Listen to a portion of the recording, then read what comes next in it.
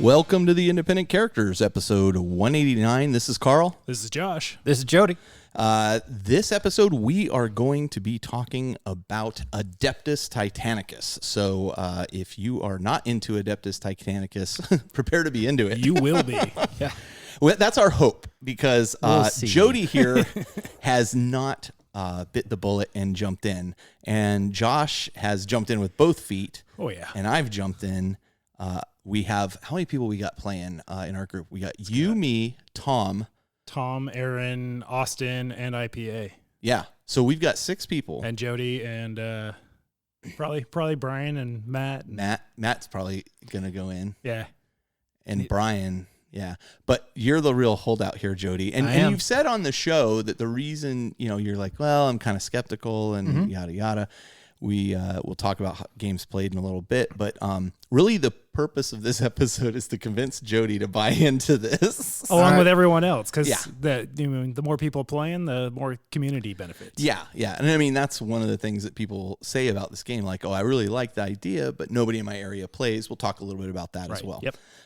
So anyway, we've been playing Adeptus Titanicus. Those of us who are playing it really are enjoying it. Yeah. We wanted to talk about it on the show. So there we go. That's what the premise of the show is. Let's leap right into Elite Choice, and let's start with Josh. All right. So that I can reach across this table and slap you. Well, I'll start with the cycle. All right. So keeping traditions, I have 2 Elite Choices because this was supposed to be, as you said, Jody, this was supposed to be like a quick, hit. We'll talk about what's cool. Yeah. And there's so much, as you said, Jody. What'd you tell me? Well, there's so much cool stuff going on in the community. Picking one cool thing every 2 weeks is like, no, I would struggle to pick one cool thing a day, much less one every 2 weeks. We might have to tighten it up, like myself included. I'm guilty of this. Maybe we may have to tighten up. Just be like, you only get one. That's it. And maybe we don't talk about purchases anymore. Maybe you'd. Well, we're going to mute Jody. Oh, man. So Josh is joining the show. Jody is no longer going to be with us. It's been fun, guys. See you. Okay, so my first... Shut your hole. Steer into it. My first Elite Choice was Rich Barrel. Barrel? I'm not sure. Anyways, he's... in the last couple of days, it was 2 posts he had out there. First was he did some really cool propaganda posters, which I've always been a fan of, just the little details that make 40K feel 40K, a little more grimdark instead of generic gray ruins that you see everywhere else. So having that little personal touch with some propaganda posters was a pretty cool step 1. Yeah. And then he took it a step further by creating a green screen and then doing some photography work using ruins with propaganda posters and cool lighting and models with a green screen background. Yeah, and then he photoshopped basically the scene or the ambiance to just give it the kind of the look, feel, make it feel more 40K, super grim, which is looking pretty rad. Yeah, and it looked great results, looked cool, and me being a professional photographer, I mean that hit my nerd box to the next level. Yeah, that makes sense. But it's like so that's extra cool. Yeah. If folks are looking for this post, look for St. Celestine in front of a really cool chapel, and then notice all the sweet background action. Yeah, and him setting that up with a green screen, like he can obviously switch that out. He can make it look more kind of burning and chaotic if it's more of a war-torn kind of blast going on in the background. There's lots of options. It's just a cool way to elevate photography of miniatures. So he gets a big thumbs up from me. And the next one had to be Jeremy Wood. Here comes the slap. And the reason I picked this is because it's the last 2 models, at least as of yesterday. Yeah. They're both Mechanicus, Adeptus Mechanicus models. Yeah. And he just did some phenomenal conversion work on them. And what really got me on these was it was the Blanjitsu sketching brought to life. There's definitely that feel to it. I agree. And me being in this hobby for coming up on 30 years now, my favorite part of the hobby as a kid was just the conversion work. Like I enjoyed painting and playing, but it was just the building aspect, converting, doing all this cool, because it was all metal back then. So you really had to put the time and effort and order bits and things like that. So seeing somebody do that in this modern day and just knock it out of the box It made me happy. It spoke to you. It spoke to me. Yeah, I think it looks fantastic. Yeah, the avian skulls from the skull box that he's been using look so right. So right. Just, the poses are dynamic. Their personality, it just exudes personality. So, Jody, what'd you pick for your elite choice? I went with Stephen Sayers. Set a goal on his birthday to have 1,000 points painted for a tournament at the end of June. Mm-hmm. He has definitely made that and has a really sweet looking blue dark Eldar forest. They've got kind of maroon mirrors. Obviously got some mileage out of an airbrush and working on it. It looks fantastic. Specifically said he listened to a lot of podcasts and some YouTube videos to keep his progress going. Really committed to the 1 hour a night mantra. Yeah. And it was interesting. I think the takeaway for me that is made this my elite choice was that he said he committed to that 1 hour in a night, and there were plenty of nights at first where it felt like a chore. Sure. But he said as time went on and he started seeing that progress, and I believe he used the line, progress was the reward, that it really kept his interest up, and it wasn't a chore anymore. It was all about getting to that next step and that next completed piece. It has a fantastic army.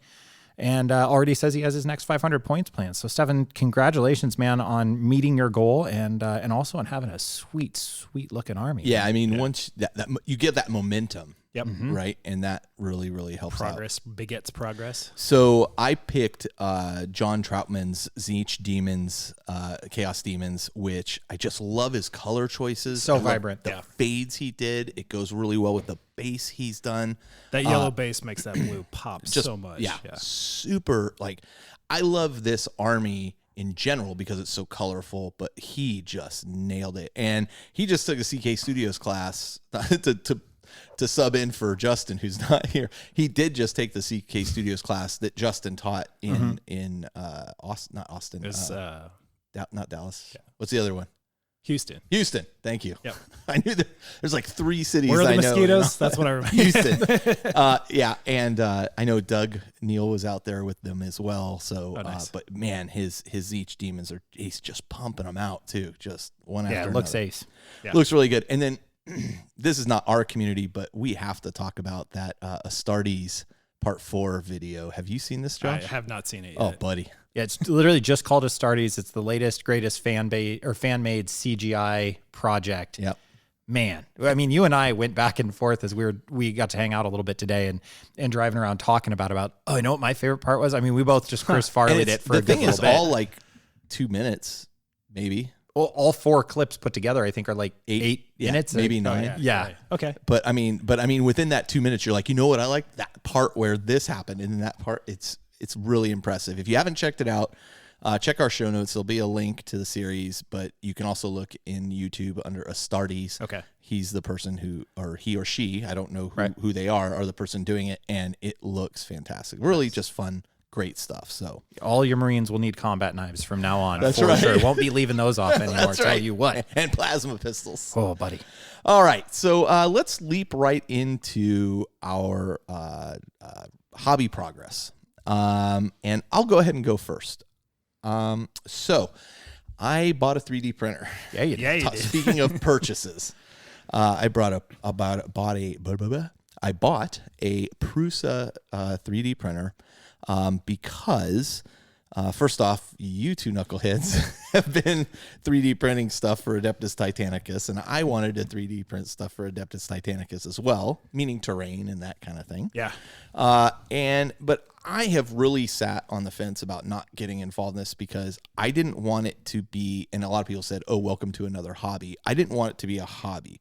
I want a printer. Like right. I go print something and it prints. No, it's another tool for the hobby. I don't want, I have to maintain this. I have to adjust this and maybe it works or maybe there's a problem and then I have to do this and I have to do that. And I have to know how to take this apart. And I don't want any of that. So I ordered this printer. Aaron was kind of like, it costs more to buy it assembled and have it shipped assembled. Aaron's like, well, I would have bought it in parts. I go, well, that's you. Yeah. I wanted it, just to work. And within an hour of getting it, setting it up, I was running and printing stuff. And you've seen the Tau bunker terrain that I've been printing. I got all the stuff off Thingiverse to print. It's a great resource. Looks fantastic. I mean, everybody's asked, why Tau? Because I'm not a big Tau fan.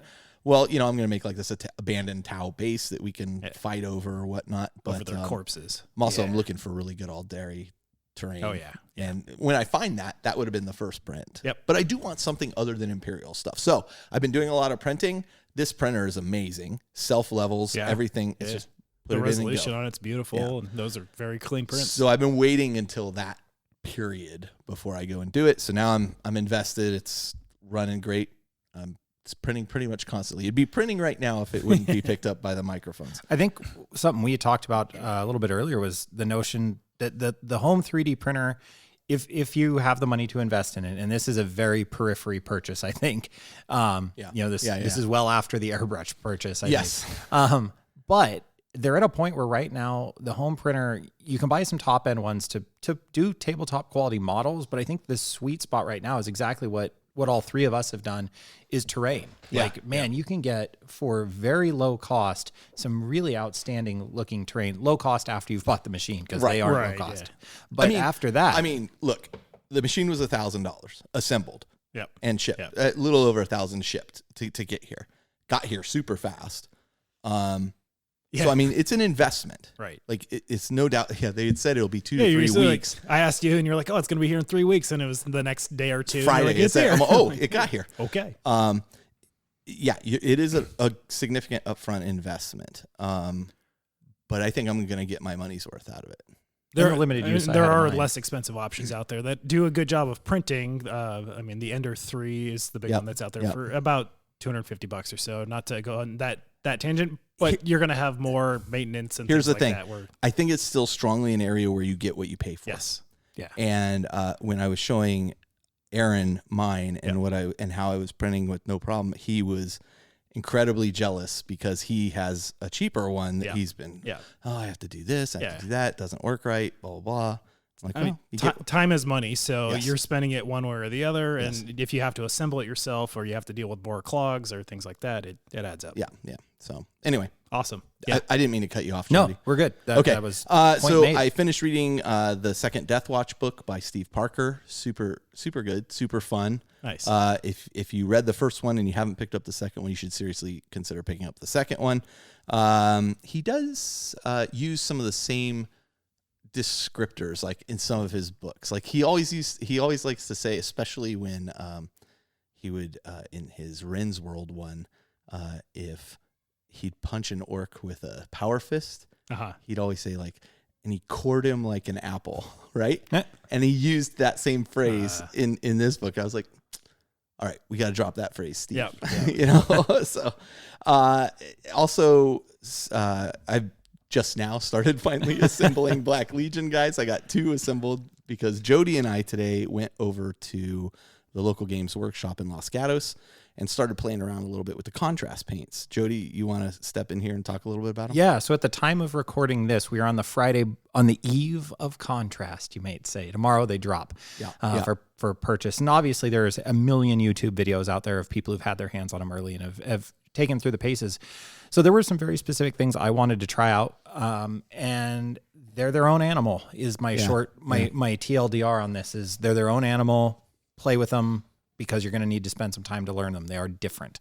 The one thick coat cover and done mantra I think is true. One of the things I noticed immediately that was an assumption I had going in that proved true was when you're working with wash consistency paints, and I'm talking traditional paint, not like GW washes, but you're doing very, very thin coats. One of the nuances of the technique is pulling the brush stroke towards the shadow or towards the highest saturation point. Because if you think about, if you were to drag a wet paintbrush, just say water on it, when you pick up, if the paintbrush is wet, the largest concentration of water, if you will, is going to be where you pull the brush up. That's how surface tension works. Yeah. So you want to pull, that means the largest amount of pigment will be in that largest amount of medium so where you pick up your brush, that's where you're going to have the most color. So as you're pulling the contrast paints across various surfaces, and a lot of people have commented on the splotchy look on marine armor, you want to pull towards the most heavily saturated areas. So for example, on a marine pauldron, his shoulder pad, I would start the brush stroke at the top and then pull down towards the bottom, and then you're going to get that really nice gradient effect. Right. And if you can work quickly and you have confidence in your brush mechanics, I think you're going to be able to get some results. Now, the way I think it'll take a little practice. Yeah. But Sure. Yeah, like any other tool. It's another tool in the toolbox. And I think for new, very beginning painters, they're going to be an exceptional new tool. Yeah. I think for experienced painters, which I assume the majority of the people we're talking to right now are, that you've painted something, I think they're another tool in your toolkit. What they didn't do that I was really surprised at is they don't blend into one another while they're wet. The wet blending. I figured they'd be just like, oh, I leave this area, and then I paint one color, and then I paint another area, different color, and pull them together. They don't respond like paint at all. They almost like completely desaturate, if that's possible, when they get next to each other. Okay. Like the colors just disappeared like instead of chemical interaction. I don't know. It's like because of the way they work, I think in terms of flowing into recesses and pulling themselves down, once you get two colors overlapped, your volume of material, so the paint material overlapping, you've increased the total volume of paint, if you will, and then it pulls itself away because that's what it's supposed to do. So it really pulls away because you have double the amount you should. Gotcha. You want to work, and a lot of the videos have said this, but I didn't understand why. You want to work one color, let it dry, then work another color, and naturally they'll allow for some translucency and transition by overlapping rather than pulling wet into wet, is my initial take. Gotcha. I got you. So the blending is possible. You just need to do it as it's dry. Right. Whereas it'll almost fake the wet blending. Right. And the traditional painter in me says, no, you work wet to wet and then you blend the two colors together and no, this stuff doesn't want to do that because it's not built to do that. So it's part of, I think, a steep learning curve on the new tool. Yeah. But I'm very excited. I think I'm going to be approaching my long sideboarded Nurgle demons. I think they're going to be a great excuse for me to learn this product. Yeah, for sure. Well, I think a lot of people are going to be doing using contrast paints as a base layer of a huge squad or an entire army in one go. So to that point, you start with one model, and 10 models later, that first model is going to be dry, so it's ready for the next color, and you can do your blending transitions that way over dry. I don't think they'll be exceptional for that. Yeah. Okay, so I went in the store. I was looking for a cheating way to do Black Legion armor. I had thought, well, if I do the black contrast paint over a metallic base, like what's the gun metal? Bolt gun, metal. I thought, oh, maybe I'll get this kind of highlighted black. Didn't work out how I had expected. Back to the normal process for doing, But hey, I was looking for a quick and dirty method. It didn't work out that way. So anyway, so skipping that, I'm still gonna play around with them. In particular, the flesh stuff. We were saying we think the lighter colors are probably the big wins here. That yellow, from what I've seen, is by far the winner. Yellow at the Los Gatos store. I mean, we saw an Imperial Fist army painted in those very quickly, and it looked pretty solid. Yeah. So the flesh tones I want to play with those quite a bit too. I think it'll make some of those things a little faster for me. Browns. We saw browns look really good. Yes. Legitimate one coat over the Poxwalker that everybody gets to play with in the store. Yeah. One coat of, I think it's good old snakebite leather, which is a color from back in the day. Yep. One pull of that over his boot. And I mean, it needed, I would have wanted to go back with a very light color to catch just some edge highlights on it. But my God, it looked fantastic in one nice pull. Yeah. So.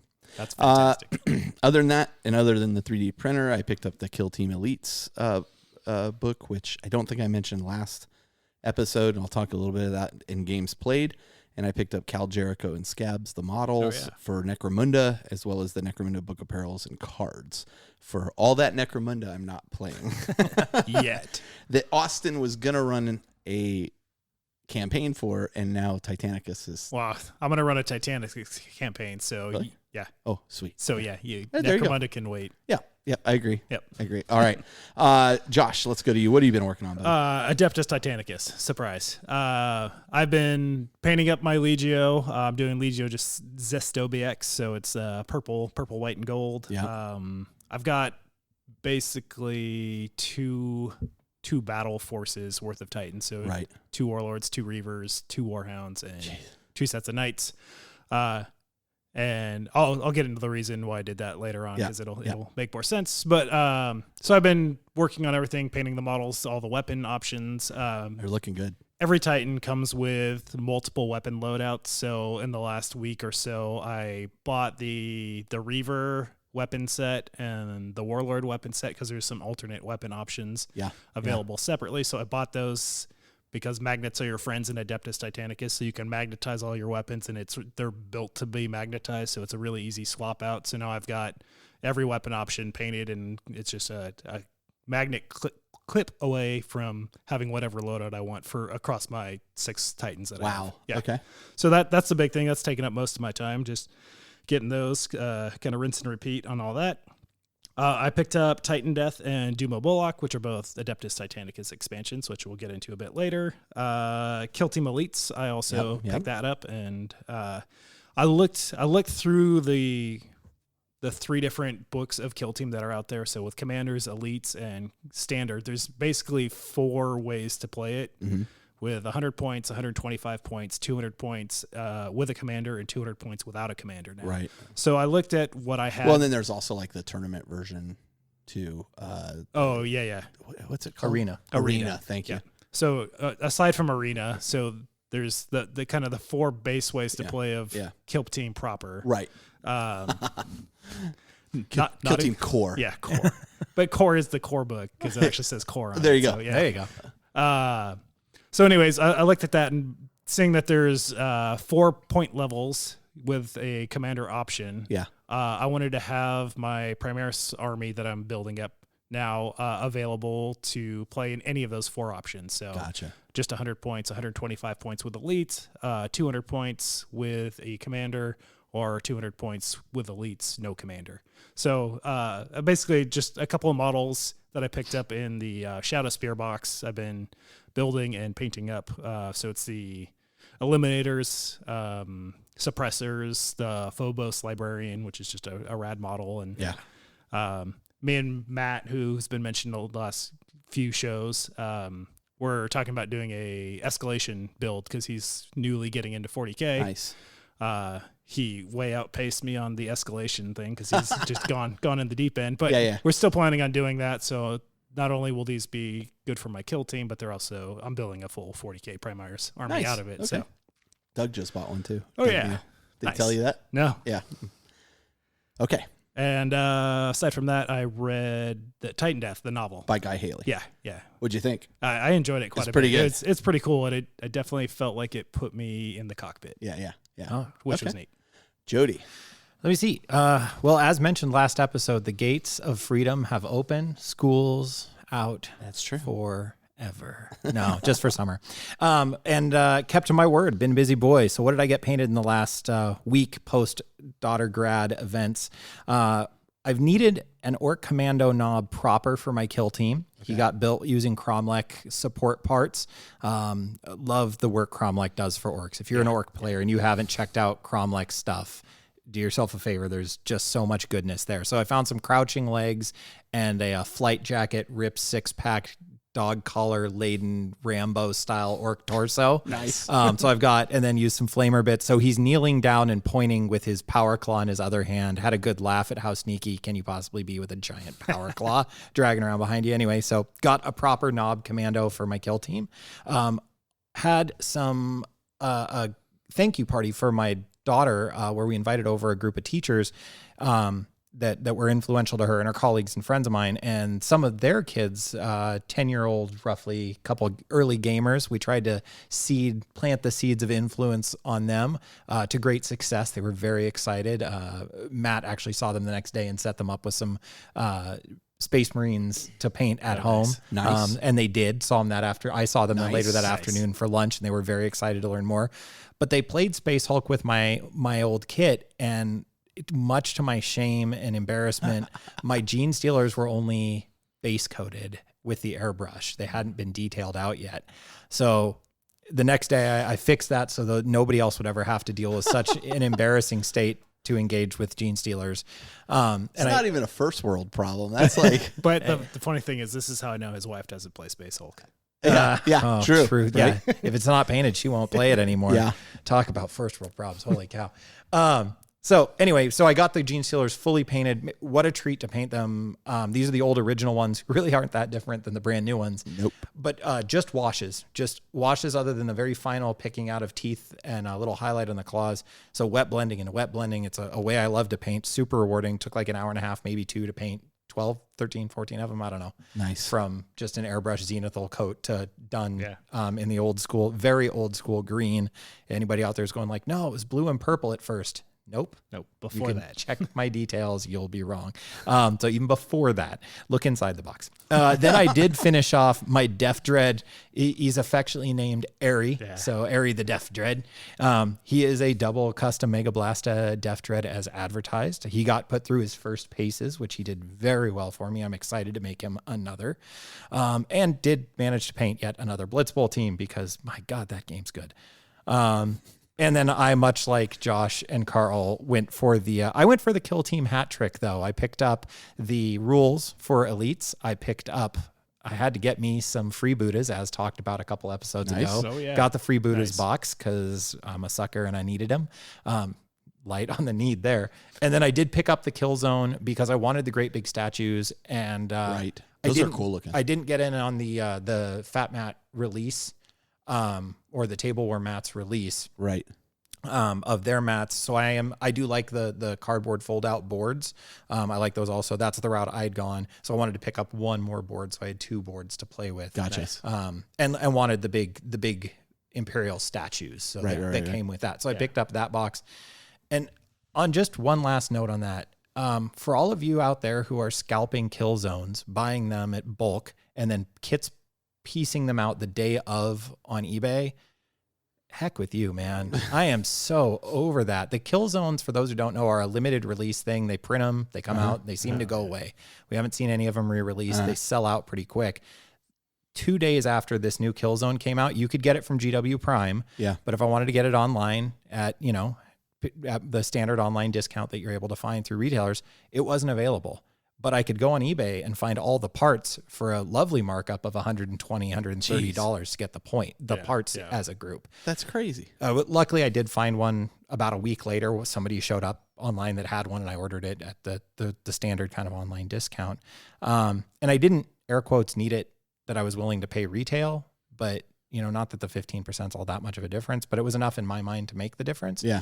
But yeah, I was really frustrated by that's clearly trying to take advantage of a market. And hey, it's a free market and you're free to do what you want, but you're a jerk. You're a jerk. It just stings. So anyway, but I did go for the Kill Team Elites hat trick, as it were. So that was my hobby progress this all right round. So hobby goals and promises. I'm gonna get these Black Legion guys still. I keep saying it. Mm-hmm. I will get there. I got a little distracted with the 3D printer, and I'll continue to print terrain. Oh, your Titanicus is done. Titanicus is all painted. Nice job, Austin. I worked hard to get that done.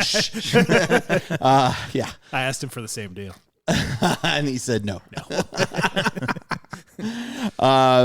So for me, Black Legion, honestly, it was so funny because we went to the GW store. I just playing around with the paints for just a minute. I was like, let's go back to my house and I got to assemble some stuff. And so we came back and you were working on you got antsy. I mean, you were down like, no, it's time to go. We got to go. Cool, let's go. And I was like, I want to buy one thing. You're like, well, do they have it? And I'm like, I don't know. Give me them. I was cool to see you get that excited about it again. Yeah. I am excited about it. Just there's so many things going on. So again, my schedule's starting to loosen up a bit. I know your teacher schedule is totally loose now, but yeah. Also, Shell's going out of town. That was the other thing. Yeah. So Shell finished. My wife finished teaching for the summer, so she's off now, and my child has graduated like Jody's high school, and my child's off at camp all summer before they go off to college. They're a camp counselor, and so Shell's kind of like we're having an empty nest situation here. We have a fairly large house, and we're kind of not sure what to do with ourselves. And Shell was getting upset about it. I was like, you should go visit your friend in Virginia that you really enjoy hanging out with. And I don't know, she hemmed and hawed. I just bought her the ticket. I said, just go, And then it occurred to me, wait a minute, now I'm alone at the house and I got to take care of all the pets. But I also realized, I got a whole weekend here. So let's have a bunch of people go over to play games, whoever's around. So I'll be around. So we'll get some gaming and hopping done. Yeah, for sure. Okay. So that's me. Josh, what are you working on next? I'm wrapping up Titanicus. We're doing a games day here at your house next weekend. Yep. So I'm hoping to have everything except my second Warlord 100% fully I'm hoping painted. to finish up mine too. Oh, wait, it is. Yeah. So I'm hoping to have my Warlord is my second Warlord is a good work in progress, but I'm hoping to have everything except for that 100% fully painted Awesome. for that. And then I'm looking forward to that day. Yeah, me too, for sure. Because you know what, Josh? Adeptus Titanicus is awesome. It's the best. I don't know why you wouldn't want to play this game. You'd have to be. I don't know. Well, let's talk about that more. We'll get there. We'll get there. My kill team, as I was talking about before, getting those. I think it's like Jody, are you coming for the Adeptus Titanicus Day, the 23rd? I wasn't invited. Yeah, you were actually. Okay. I don't see how that's relevant now. I believe you are. How are those Primaris coming, Josh? Yeah. So to finish that 4 flavors of kill team, I have basically about 4 models to paint out. So hoping by the end of the month, because I don't have teacher summer unlike everybody else in Santa Cruz. Oh, true. Yeah, Santa the Cruz. 3 guys in Santa Cruz I play with all have teacher summers. Yeah, we love sending Josh pictures In the middle of the day playing games. Yes, we do. Yeah, it's great.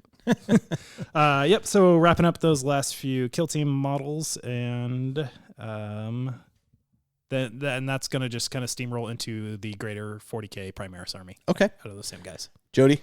My usual non-committal, committed to being non-committal. But what's really got my interest right now, funny enough, painting the Orc Dreadnought kind of sparked this. I have a lot of, from the school year, like partially completed projects of whatever kind of struck my fancy. There's a bunch of Slanesh stuff from the mid-year Slanesh release. I didn't pick up one of the Keepers of Secrets from them, but I did pick up a Creature Caster one, as well as the Harp guys, the Flesh Harp Demonette Champion. But what I actually, while Carl was working on assembling some Black Legion, I started working on a second Penitent engine for my sisters, and I've wanted to get up to the full unit of 3 of them. And this model's been painted to the point it's at for probably a couple years. So right now my interest is in diving in on finishing off some partially finished projects. Another one would be Khorne Demon engines. I really wanted to take my Khorne Demon army and add all the demon engines, the Khitan and the Scorpions. I can't remember what it's called. The little guys, the skull scorpion thingies, skull scorpion, blood things, engines. Anyway, so that's what's Wasn't what's that speaking one to me. I traded you for something? Yeah, okay. I got it, and I picked up another one, so I've got a pair of those. So. Okay. Just something about the idea of a Khorne Demon army that's got a real tech feel to it. Okay. It started really appealing to me. More brass. Yeah. Oh, that's so offsides. For those who don't know, Josh is forever in my brain, just eating away, even when he's not there. I showed a picture of something for Khorne that had been painted brass, and he's like, I don't know, it looks gold. And then I kept showing it to him, and I don't know, it looked gold. It wasn't brass. I agree with you. Yeah. You guys are terrible. No, I ran the same boat when I did my World Eaters. I was like, well, is that brass or gold? The reality is it's a minor difference. Yeah, And anybody who you points can it out hardly is a terrible tell. person who I game with all the time named Josh. Anyway, so those are the things catching my attention right now, but we'll see. Also, big terrain day. There's been lots of talk of getting together to do a big terrain day and having, as I'll talk about here in just a minute, having just played a game on my table. Man, I really want to get that Chaos table to the Skull Valley up to a level where it's playable. I just need about Skull Valley. I like it. It just came to me just right now. When you come to the Adeptus Titanicus Day next weekend, I'll have both your Skull Hills printed for you. If that's true, I'll be there. Yep. Ooh, I guess I'm coming. All right. Excellent. All right. So should we move into games played? We better. Okay. Let's do that. So a pretty rich games played section. Went up to Josh's house for the Battle Porch. War Porch in full effect. For the War Porch, I got a couple games in there. I played against. I didn't list that here either because I played against your Primaris guys. Man, try to block that one out. Primaris. I'm trying to block that out of my memory. And Primaris guys are freaking tough. Like the ability to first off, with the transhuman physiology, ignore the first wound that they take. Yep. And then just the fact that they have 2 wounds. Yep. That was a tough game. I took a loss there, but that was a really fun game. Like, it was challenging. I felt like I bloodied you to get to that point. Oh, yeah, for sure. Like, it was not a one-sided event. Unlike my game against Matt, which was kind of one-sided, sort of. Like, on points values, he went through the roof. And it was one of these cases where you, if I remember correctly, the objective in the center was worth 2 points, and then there were at least, no. You have to control the center You had to control the center objective, and if you score did that, the extra objective. you would score the extra objectives that you controlled. Yeah. If you didn't own that center objective, you didn't control, you didn't get any points, even if you had guys on all the other objectives. And that's a running tally, right? Turn to turn. Yes. And points. The problem here was Matt was running Gene Stealer Cult and had something like 12 or 13 models on the table. As they do. To my 5,000 or 6,000 sons. Yeah. The interesting thing about this game was I realized quickly, I'm like, there's no way I can stop him on the points. Like, he's just all over the place, and they're super fast. Yep. Oh, yeah. And ultimately, I killed of his 13 but 14 man unit because he was able to bring one guy back with the strategy. I killed something like 12 or 13 of those guys. I kept trying to get him to break. If I could get him to break, I would have won. Right. And in the end, he just ran like 1 or 2 guys around a corner, and those were the only 2 guys left in his army. He didn't control anything after that, but he won. Just wasn't it a Gene Stealer lurking in like one back corner? It was something like that, yeah. And that was the leadership, which I was like, how thematic is that? That you wiped out everything, but somewhere in some sewer is one little Gene Stealer. I think he had 2 guys left at the end. They were both hidden, but Gene Stealer always lingers. Yeah, always just lurking, waiting for couldn't clean him out. Yep. But man, I killed. Like, he was. Like, every time I wound him, I'd be like, and a 4, and a 5. Oh, he's dead. Like, right off the bat, like, I was just crushing him in kill count. Yeah. But I just couldn't stop him. It was a great game. Nice. Great game. That scenario that you guys played, I think, is by far my favorite scenario that I've seen. I haven't played that one yet, but just watching that game happen. And I'd even be interested to see that translated into a 40K scenario. Yeah. Like, the way that it's scored is there's very one cool. similar in the chapter approved, where it's kind of the random one scores or everything. Yeah, I'll talk about that next, yeah. actually, because I played a game against Aaron and his Necrons. And listen, normally I feel like, I got an advantage over Aaron. Aaron handily beat me. Like, he had the advantage every round, and it was that mission in particular you're talking about. There's 5 objectives on the table. There's center one. There's a center one, and then 1 in each quadrant. Right. Excuse me. And what ended up happening was Aaron had a unit of 6 wraiths, which I think is 1,500 point game, not power level. We actually use points. Aaron moved his 6 wraiths right into the center, kind of controlling that center objective.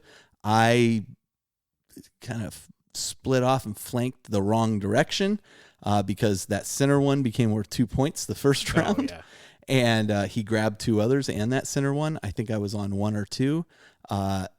And looking at what was in the center of the table, I was like, I don't know how I'm going to deal with 6 wraiths. It's a lot of wounds and invuln saves to take care of. And not only that, and I can smite the heck out of him, but also he has a card I know he's going to use and bring wraiths right back on a will be back piece. So it's like, okay, what am I going to ignore the wraiths, leave them in the center. I'll go deal with all this other stuff. And I did some damage. Like, I did a lot of damage. Sure. I think I killed his destroyers 3 times over because they kept coming back. And I just ultimately couldn't do it. Like, I really beat the snot out of what I attacked. But I'll tell you right now, had he moved the wraiths up there, moved his warrior squad behind them, right up behind him, and then just push the wraiths forward, he probably would have tabled me. Oh yeah, probably. Yeah, he crushed me. Like, it was super fun, but I was like, "Oh, please don't do this." He's been training with Ed. Nah, because when I played Ed, I almost tabled Ed. Oh, now listen. To be fair, Ed has not played 40K in a while. First off, his training video montage was amazing. Absolutely amazing. Super funny. I love Ed. He's super funny. He came up here with his family for my kid's graduation / birthday party. It was fun. He hang out. We played a 40K game. He hadn't played 40K in a while. He was still learning the 8th ed rules. I don't know how to play his army, which was Tau. And at 1,000 points, when you take a Lord of War and 1,000 point army, I was like, okay, so this is how we're going to play it, huh, Ed? Maybe I should have brought Magnus or something, but okay. So he had the big giant Tau battle suit, the Lord of War one. I don't remember what it's called. The Forge-World one? XV Reptide suit, Piranha Viper. Yeah, something like that. Delta Charlie. Anyway, some X's and fishes. The great thing about a big model like that is it's very hard to get in terrain and behind cover. Yeah. And so when a predator with 4 las cannons opens up on him, even like that, and you don't remember, because remember, it's not my job to know your army, but you don't remember that thing has a 4-up info save. Yeah, that makes a big difference. I removed a lot of wounds from that thing right away. Once we realized in the next round that it had a 4-up save, I was like, why don't you just take 5 wounds back? Like, nice. And he's like, no, it's the only way I'm going to learn. I'm like, take the 5. And he wouldn't do it. So I said, okay. So he fired his round, which glanced off my predator. I think it skimmed me a little paint off. And then the next round, I removed that from the table. Yeah. And the best part about removing that from the table was when it exploded and killed his warlord and like a squad next to it as well. And then a couple things I did that were really interesting with 1,000 Suns in this thing was this was one of the first times I used the stratagem that allows me to put a squad of Rubric Marines in the warp so that they can come out of a warp gate. And I also utilized, to really good effect, my Demon Prince had a whatever it's called, I can't remember the name of the gem that he carries that allows you to teleport a unit over. And my initial intention was, I'm going to take this 20-man squad of Zangors and teleport it right into his back lines, and then just start assaulting. Yeah. And then the Zangors got whittled down pretty quick through a bunch of Tau 30-inch shooting. And so I was like, okay, well, then I'll take this other squad of Rubric Marines and put them over there. And this was the Burn and Pillage mission where you capture an objective in your turn and then you remove it from the table. And so I just put these guys right over there. They captured 2 objectives, and the next round I ran on another objective and won. Nice. But it was fun. It was a fun game. It was neat to see Ed playing 40K again, which he doesn't really do often. So, I'd like to see him do more of that. Then I played Steve, who came over here, and we played a game, and that wound up in a tie. He also played Necrons. At one point, he was kind of in that situation where he's like, well, I don't see how I can win this. I said, just keep playing it out. Let's see what happens.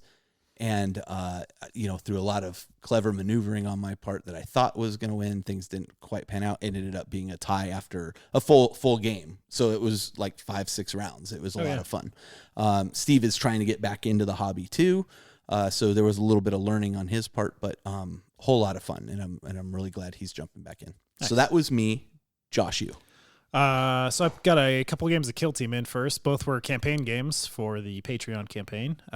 First one, I didn't even mention that. A lot of these played into which is interesting. There's been a lot of action. Let me talk about that at the end. Sure. You go. I didn't mean to interrupt. So first game I played was against Matt against his Gene Stealer Colt, and this was on Shadrach, the hot spot. Stupid Shadrach. Which is going to be a curse word. The Chaos team. The Chaos team. We had like this plan. We're like, okay, we'll all attack this planet. What the hell are the Tyranids doing here? They're everywhere. Yeah. It's just a Shadrach. Yeah, it's a Shadrach of a situation.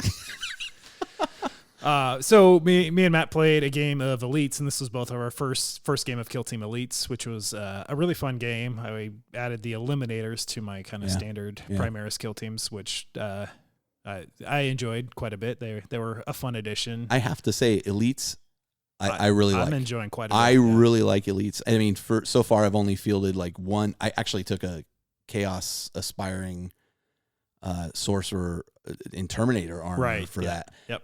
And he's pretty meaty. I mean, he's a lot of points, but it's fun. But he gets it done. Yeah. So me and Matt played a great game. Lots of things died. He had a couple Gene Stealer, just what are the acolytes, the hybrids that I just could not kill. Like it just kept wounding him. I remember watching that. I was like 4 times trying to kill one acolyte, and it was one of his last models. And I was able to have pretty good control of the objectives, and just couldn't kill the guy that I needed to kill until the very end, and had to like spend a bunch of stratagem points to actually get the death done. But so I ended up winning that game against him, which was a super fun game. Matt's a great opponent, always enjoyable to play. And then you and I played our. It was my second game of Elites. My first, Suns. I think. Maybe my second. I think I'd played Matt too. It was Thousand Suns versus my Primaris. Yeah. And that mission we actually screwed up on how reserves work, which was but interesting it worked learning because we were doing it the same way. It worked fine, and it actually made a pretty interesting game because you and I both have stratagems that make our Marines way more survivable. Yeah. But we were spending extra command points to bring our guys in instead. So more stuff was dying, which made it interesting. So, and that was a great game. And I think you ended up breaking at the very end. Yeah, I think I ended up. Yeah, I lost the leadership test at the end. I think that's how that one went. So I ended up winning that one, and so I was carrying Shadrach as the Imperium's sole protector, apparently. Imperium. There's getting a lot of Imperium games getting in. Yeah. Okay. What else? I ran a demo game of Adeptus Titanicus for IPA Austin. Jody and Matt, they all kind of took various turns taking command of that. It was great teaching it, and I could see the gleam in Jody's eyes as he felt the power of the Titan at his beck and call. Absolutely. Yeah. Well, I'm sure Jody will speak to it more, but so there's actually a scenario in the rule book, which is just basically your starter basic rules starter game, and it's kind of run up and smash each other, which is a great way to learn the game. And ideally it should leave you hungry for more and more depth and all that when we'll get into more detail. Right. So anyways, I ran that game. I'll let Jody talk to that a bit more in detail if he wants to. And then me and Austin Lynn played a 1750 matched play game of Adeptus Titanicus. So it's like actual deployments, using the objective cards. So we can talk about that when we get into the episode a bit more. But we played an incredibly fun game. It was lots of death back and forth. I think 6 Titans blew up. Nice. Or didn't blow up. They all kept. They all had their. They died, but they kept doing the stumble and shoot, which was. It's so fun when that happens. Yeah. They fall, they shoot, and take shields out. And I ended up pushing my reactors pretty high and blew up one of my own Titans because I was a little too trigger happy with pushing my reactor, which actually kind of swung the game at the very end. There, it was a super close game, lots of death on both sides, and it was a stupid amount of fun. Nice. Josh, or Jody, how about you? You're Do I need to post that picture again? You're right in front of me and I do it. There's too many J's. One of you has to change your name. Josh, Jody, Justin. I don't know why. I take it as a great compliment that how often I get called Josh. So it touches. It has nothing to do with me identifying either of you. It's just. No, it seems like it is an identification. Oh my gosh! It seems like it's the root of an identification issue. Actually, there it is. So let me do mine, and then we'll get into the actual episode. All right. I'm so dumb. So the main games played. I've been playing a lot of things non-40K universe, but I did get to play yesterday in Teacher Summer is truly here. Yep. Because Brian played a game. Yeah. Oh, yeah. That's how you know. That's how you know. It's like when the groundhog comes out and doesn't see its own shadow. Yeah, instead of seeing his shadow and running away, he ran to my 40K. house. He does, and it was glorious. Brian is going to be going out to visit Colin and the Boise GT. So he's going to go out and visit him. I might, heavy on the likelihood, going to join him on that pilgrimage, which is, for those who've listened to any amount of time, obviously me going to a tournament is kind of an interesting turn of events. So we'll see. I'm not 100% yet. I gotta check with the boss. But Brian came out to prepare for that. He is intentionally running a low command point, low model count, hopefully low mental demand army of He's Eldar. Counter meta. I don't know about that. Well, he counter his own internal meta. Low success rate. Well, he's not expecting to win. But he might not be expecting to, but after fighting against him, and I tried to match giant stompy Eldari robots with giant stompy orc robots. And this was my first time playing my orcs in the new edition with their new-ish book. And there was a lot of learning on my part. It was a very steep learning curve for figuring my stuff out, because the orcs, as always, have a million different combinations of things. You had not played orcs in 6th edition?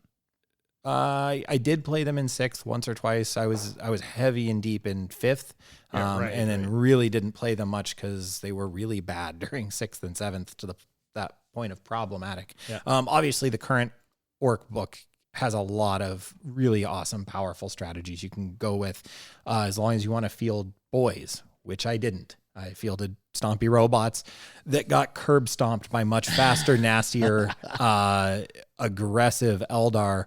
Holy cow, is the Warp Hunter, the Forge World Warp Hunter tank.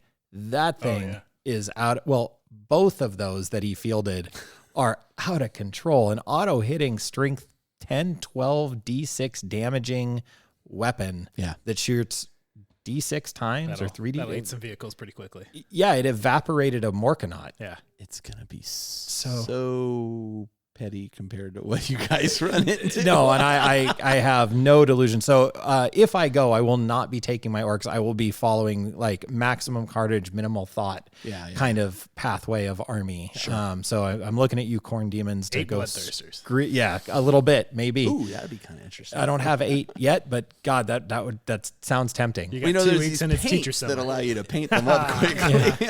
Oh, it's the ownership, not the painting ship. This was also my first game playing with points. We played 2,000 points. Yeah. There's an exercise I don't miss.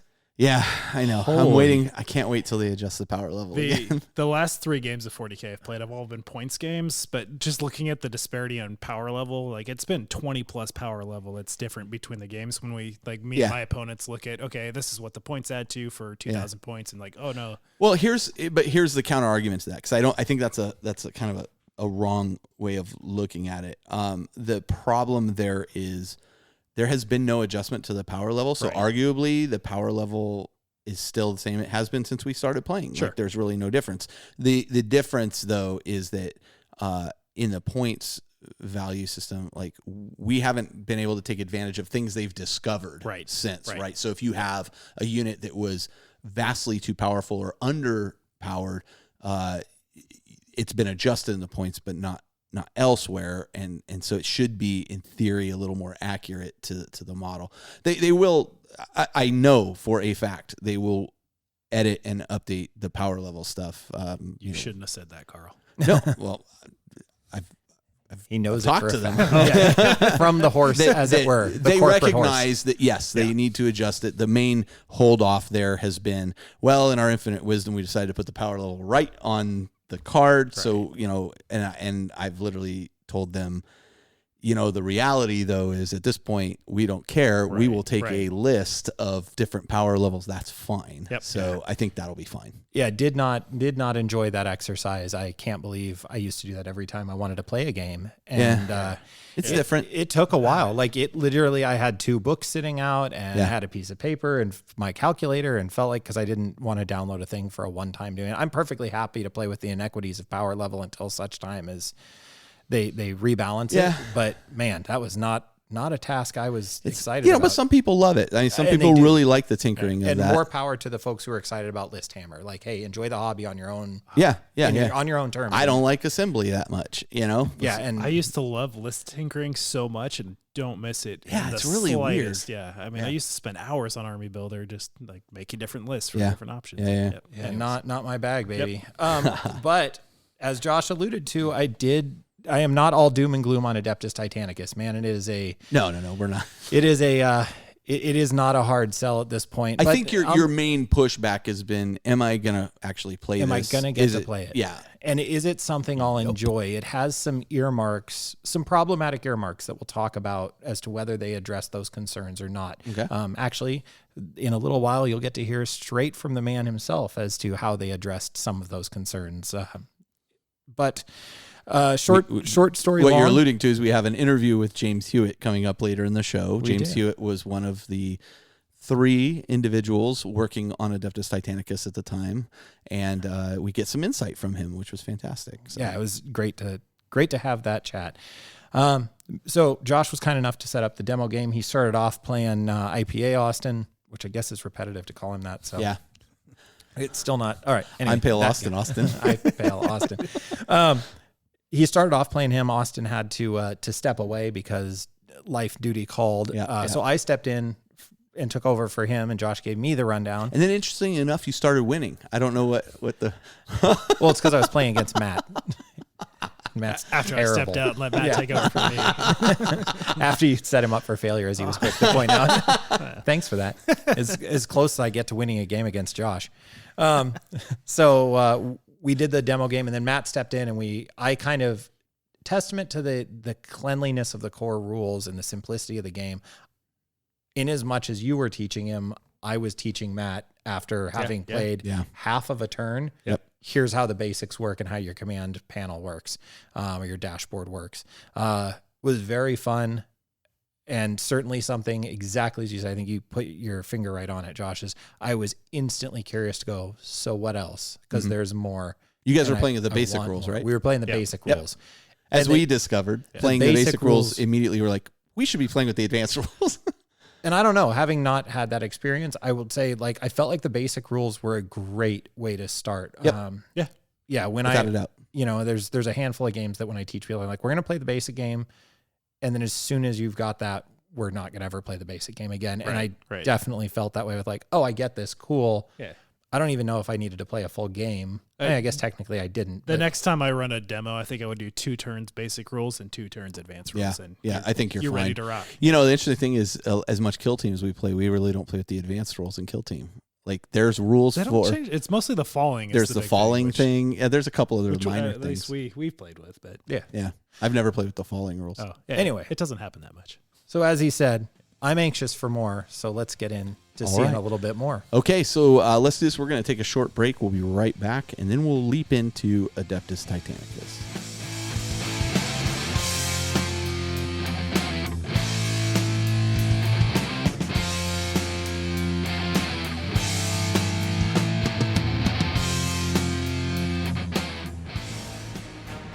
Wargamma.com, where you can get resin terrain, craters, lakes, lava pools, and objectives. Figure bases for all types of models.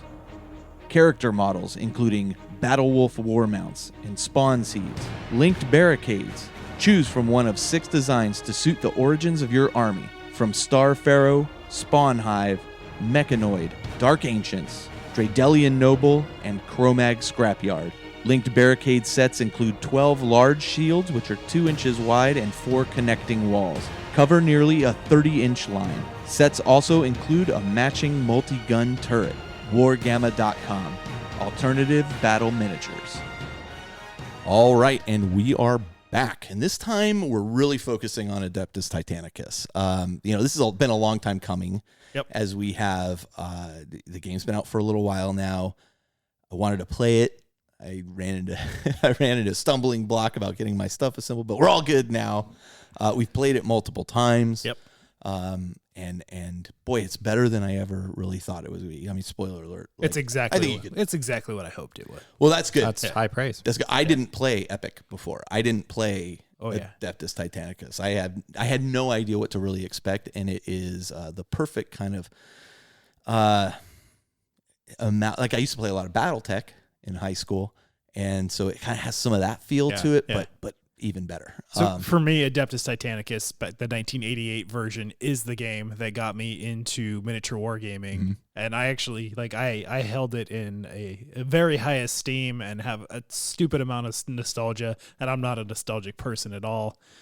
So this game back in 1988 is actually why I'm here sitting with you guys today. It's because it, set me on this path of miniature wargaming. So I had it up on a pedestal. So it coming back out, it really needed to deliver. And and I was going to say it because I have a lot of nostalgia for various things. EverQuest is a perfect example. Sure. Like, I had a great time playing EverQuest. I played it for 4 or 5 years.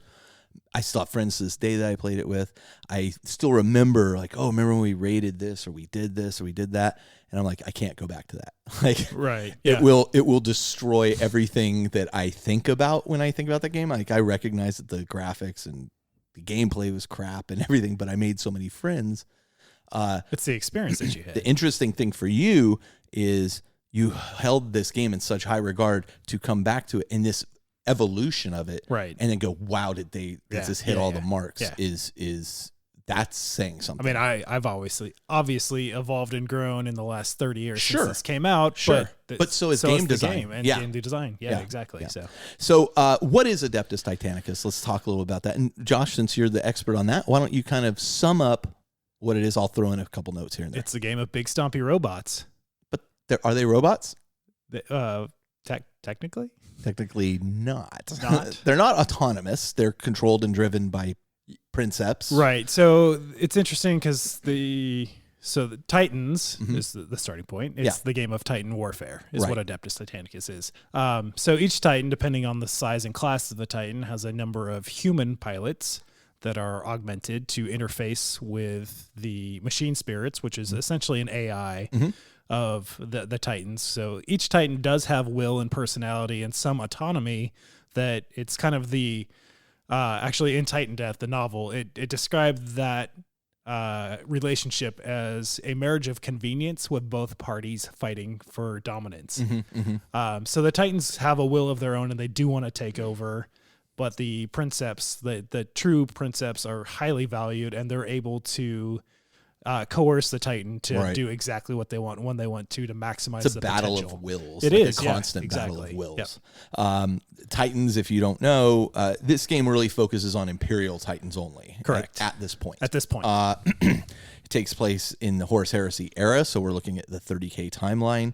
In fact, one of the books, Titan Death, speaks to Guy Haley's novel, Titan Death. It is,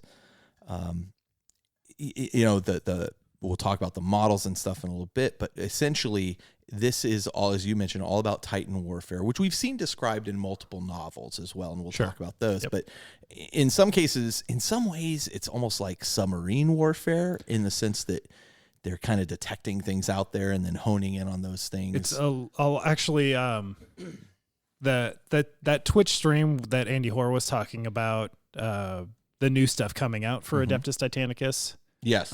He actually described it as naval warfare. Yeah. Which I think is very, very apt on land.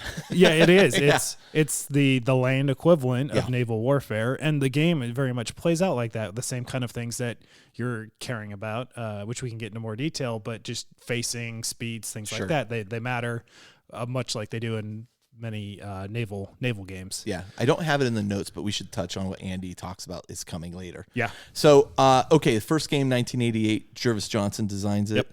Yep. It's complex, comes with styrofoam buildings. Yeah. What was it about that game that just touched Josh in the way that needed to be touched? At least I didn't say Jody. I didn't mix you up. So for the look on Jody's face when I said that. I was not ready for that. Yes, Josh, tell us about Titan's touch. How did that show me on the doll where the Titan touched you? Right in my heart. Okay, perfect. So that game, it was pretty rad. So my brother picked it up at Gen Con. So he went to Gen Con very shortly after its release, brought the box home. And this was what were described as the old Beetleback Titans. So they were significantly smaller. I think they were maybe a third the size of what the modern day. These were Warlord Titans. So it was the game on release was just Warlord Titans. They were single color plastic, not a lot of posability, but they did have like slotted plugs in their arms, so you could change weapon options for the carapace and the arms. And they had counters in the bases and things like that, so you could track shields and damage. And it was just, I don't know, This was, back in late 80s, early 90s, where this game was still being played. Yeah. It was super crunchy, guess ranges, no pre-measuring, nothing. There was, multiple charts to roll on to see what's happening. Right. As were most games in the 80s. Yeah, and it's a world apart from where game design is today. But, I just digging into that as a kid, like I loved it. I just went in full bore and seeing these giant robots come to life. And then that was my introduction to 40K. Like that's how I learned about the 40K universe. And just getting that introduction and having the door opened by these big robots smashing that universe open for me was just kind of a magical time for me. Well, and what's interesting is later our interview with James Hewitt that Jody and I do, you'll hear a lot of the design, how they stuck to what certain things that they held, absolutely. specific. So I do have experience. Well, I don't have a ton of experience or almost any experience with the new version of the game. I did have a lot of experience with epic scale 40K, not epic 40,000, but the Space Marine edition. Okay. Which was the first streamlining of the Adeptus Titanicus rules. They took Adeptus Titanicus and streamlined that down so that you could play it at the 6mm epic scale. Right. And I did play some Titan battles under that rule set, which actually worked very well. Yeah. A fun little side note, as far as I know, one of the first publications of the Horus Heresy as we know it today is actually in Adeptus Titanicus. Yes. Funny you mentioned that, because the Horus Heresy was actually invented because of Adeptus Titanicus. Oh, that's interesting. I didn't realize that. That same Twitch interview with Andy Hoare, he actually said the reason so that original box set that came out was It needed some backstory. Warlord Titans. They're like, why would these two, like, just because it was, and this is strictly from a cost point at that time. Like, they only had money to mold one. We heard James talk about this. It hasn't changed. They had funds to mold one model, so they're like, all right, we got warlords against warlords. Why are these warlords fighting each other? Civil War.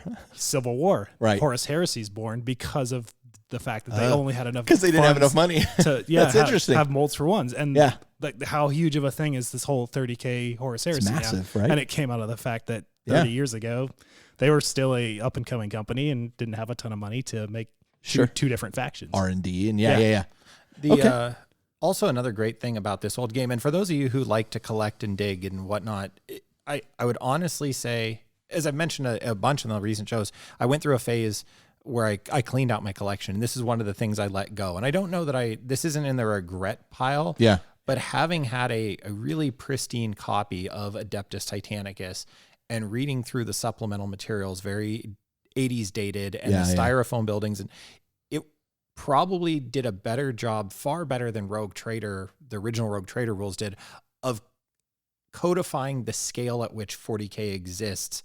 And I don't mean on a macro level, but on a micro level. What does it look like on a planet, and how big is it? And how, because you could understand galaxies and universes to an extent, like that's big and distant.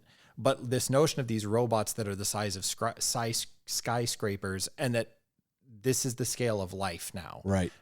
It just did that so in such an evocative and beautiful way, as ugly as the models were, which I don't think I fully appreciated until a little while back, and going back and looking at them and going, wow, those are horrible. By comparison, Wolf. Yeah, I don't even know they were that good at the time. It's kind of like the original Terminators and Space Hulk are staggeringly bad. Compared to the epic one that came out later, which were already a significantly huge leaps step. and bounds beyond what the original ones. It's interesting that this game has such a foundational root in 40K lore and existence. Yeah. All right, so let's talk a little bit about the rules, since they've significantly changed. Oh, buddy. But I don't want to go like in depth into every rule. We're not going to teach you how to play the game here, but I want to hit some of the important highlights. And I think I've said, and you'll hear me say in the interview, and I said last episode, one of the things about the game was reading how the rules work. To me, was a bit like reading stereo instructions. It was I was having a difficult time kind of grasping it initially, but then when I played, and you were familiar with the rules because you're better at reading than I am. I'm just an idiot when it comes to rules. There you go. Yeah, it just works for me. It was very easy to pick it up within the first turn. Yeah. First turn, I was like, got it. And then we quickly realized, as you said earlier, these basic rules, we should be playing with the advanced ones now. I like your idea of 2 rounds of basic, 2 rounds of advanced, because playing with the advanced rules really offers a lot of flavor and fun to the game that doesn't exist in the basic stuff. But the basic stuff's a good way to get you started. But the thing that I think I struggled with until I kind of grasped how the whole thing worked was the command terminals. And realizing that, oh, wait a minute, this is basically each of your Titans has a cardboard terminal. You think of it like a board game. It has a character sheet. It's a character sheet. Yeah, it has how much damage it's taken in the various areas. It has how much heat you're building up in your reactor level, what your shields are currently at.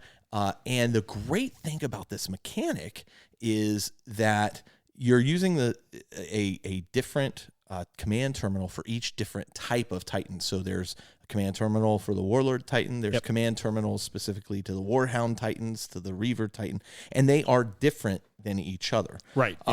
And speaking earlier, one of the things that Andy Hoare was showing off was the next kind of expansion stuff is going to have Titans that are essentially characters unto themselves. Right. They are named and special Titans, and they get their own command terminal, which is a little bit different than the other ones because it has different things that happen. So what a brilliant mechanic to use. Now, the one drawback to the command terminals takes up more space. Yeah.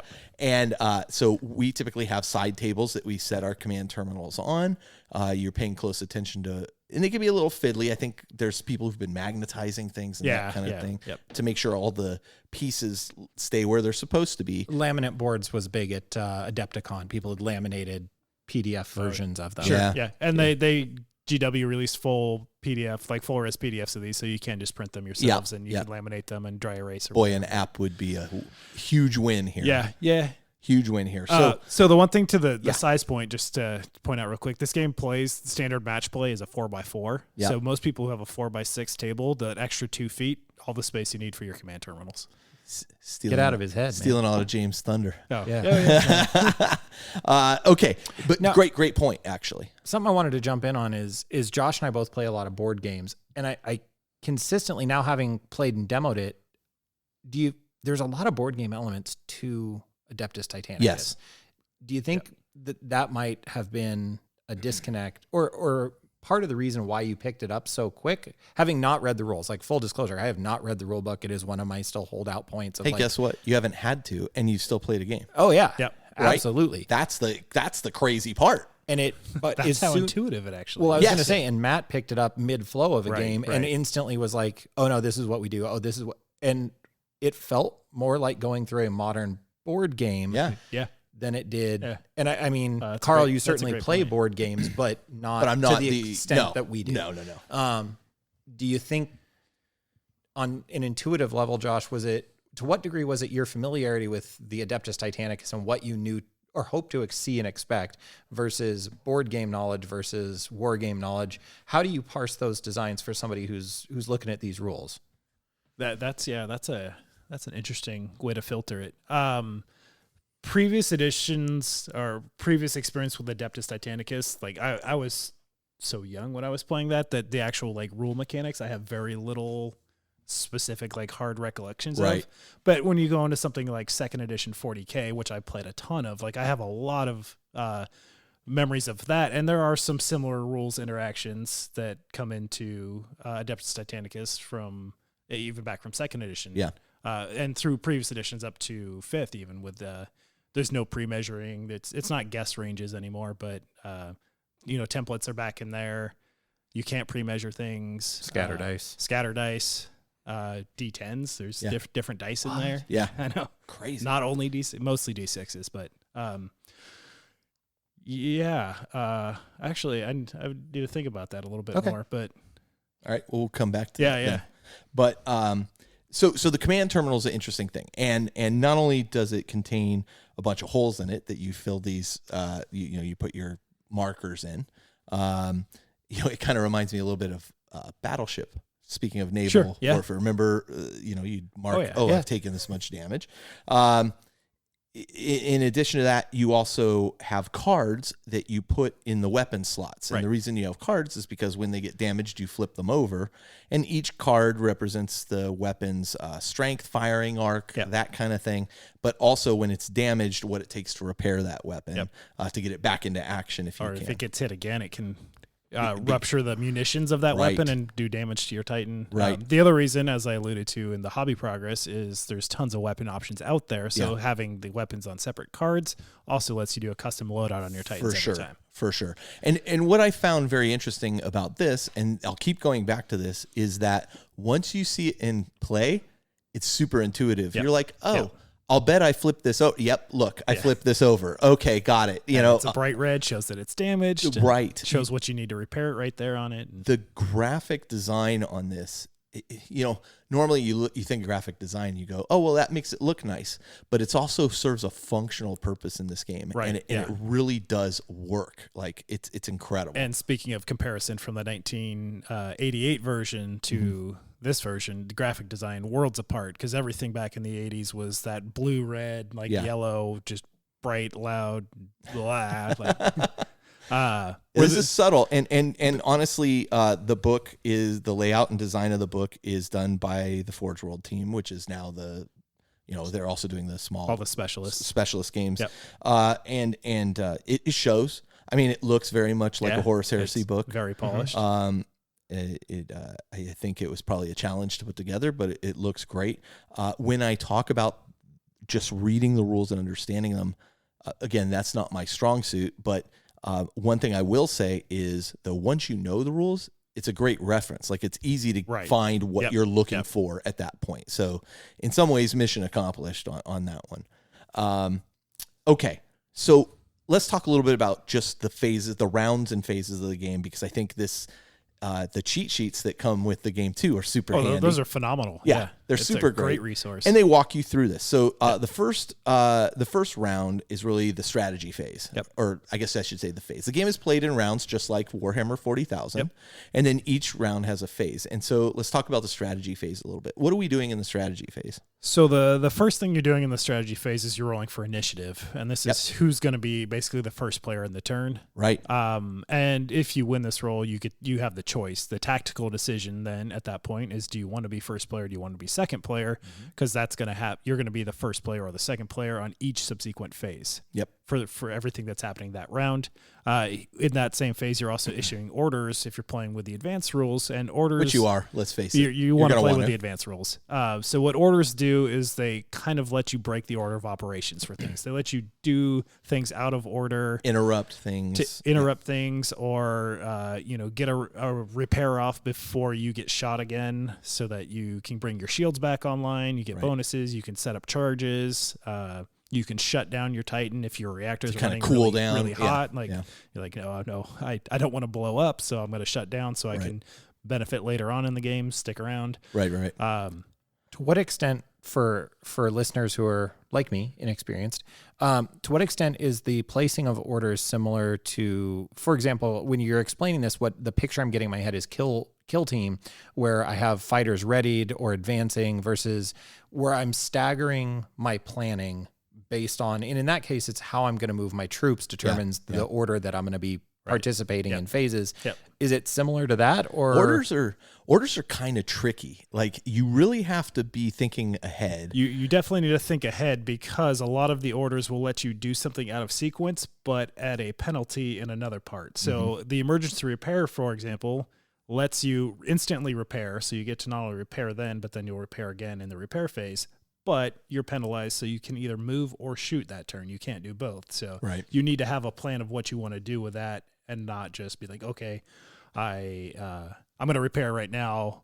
Oh, shoot, I missed this great opportunity to kill a Titan in front of me because now I'm busy. I moved, but now I can't shoot because I already did a repair. So you do need to think it out a bit.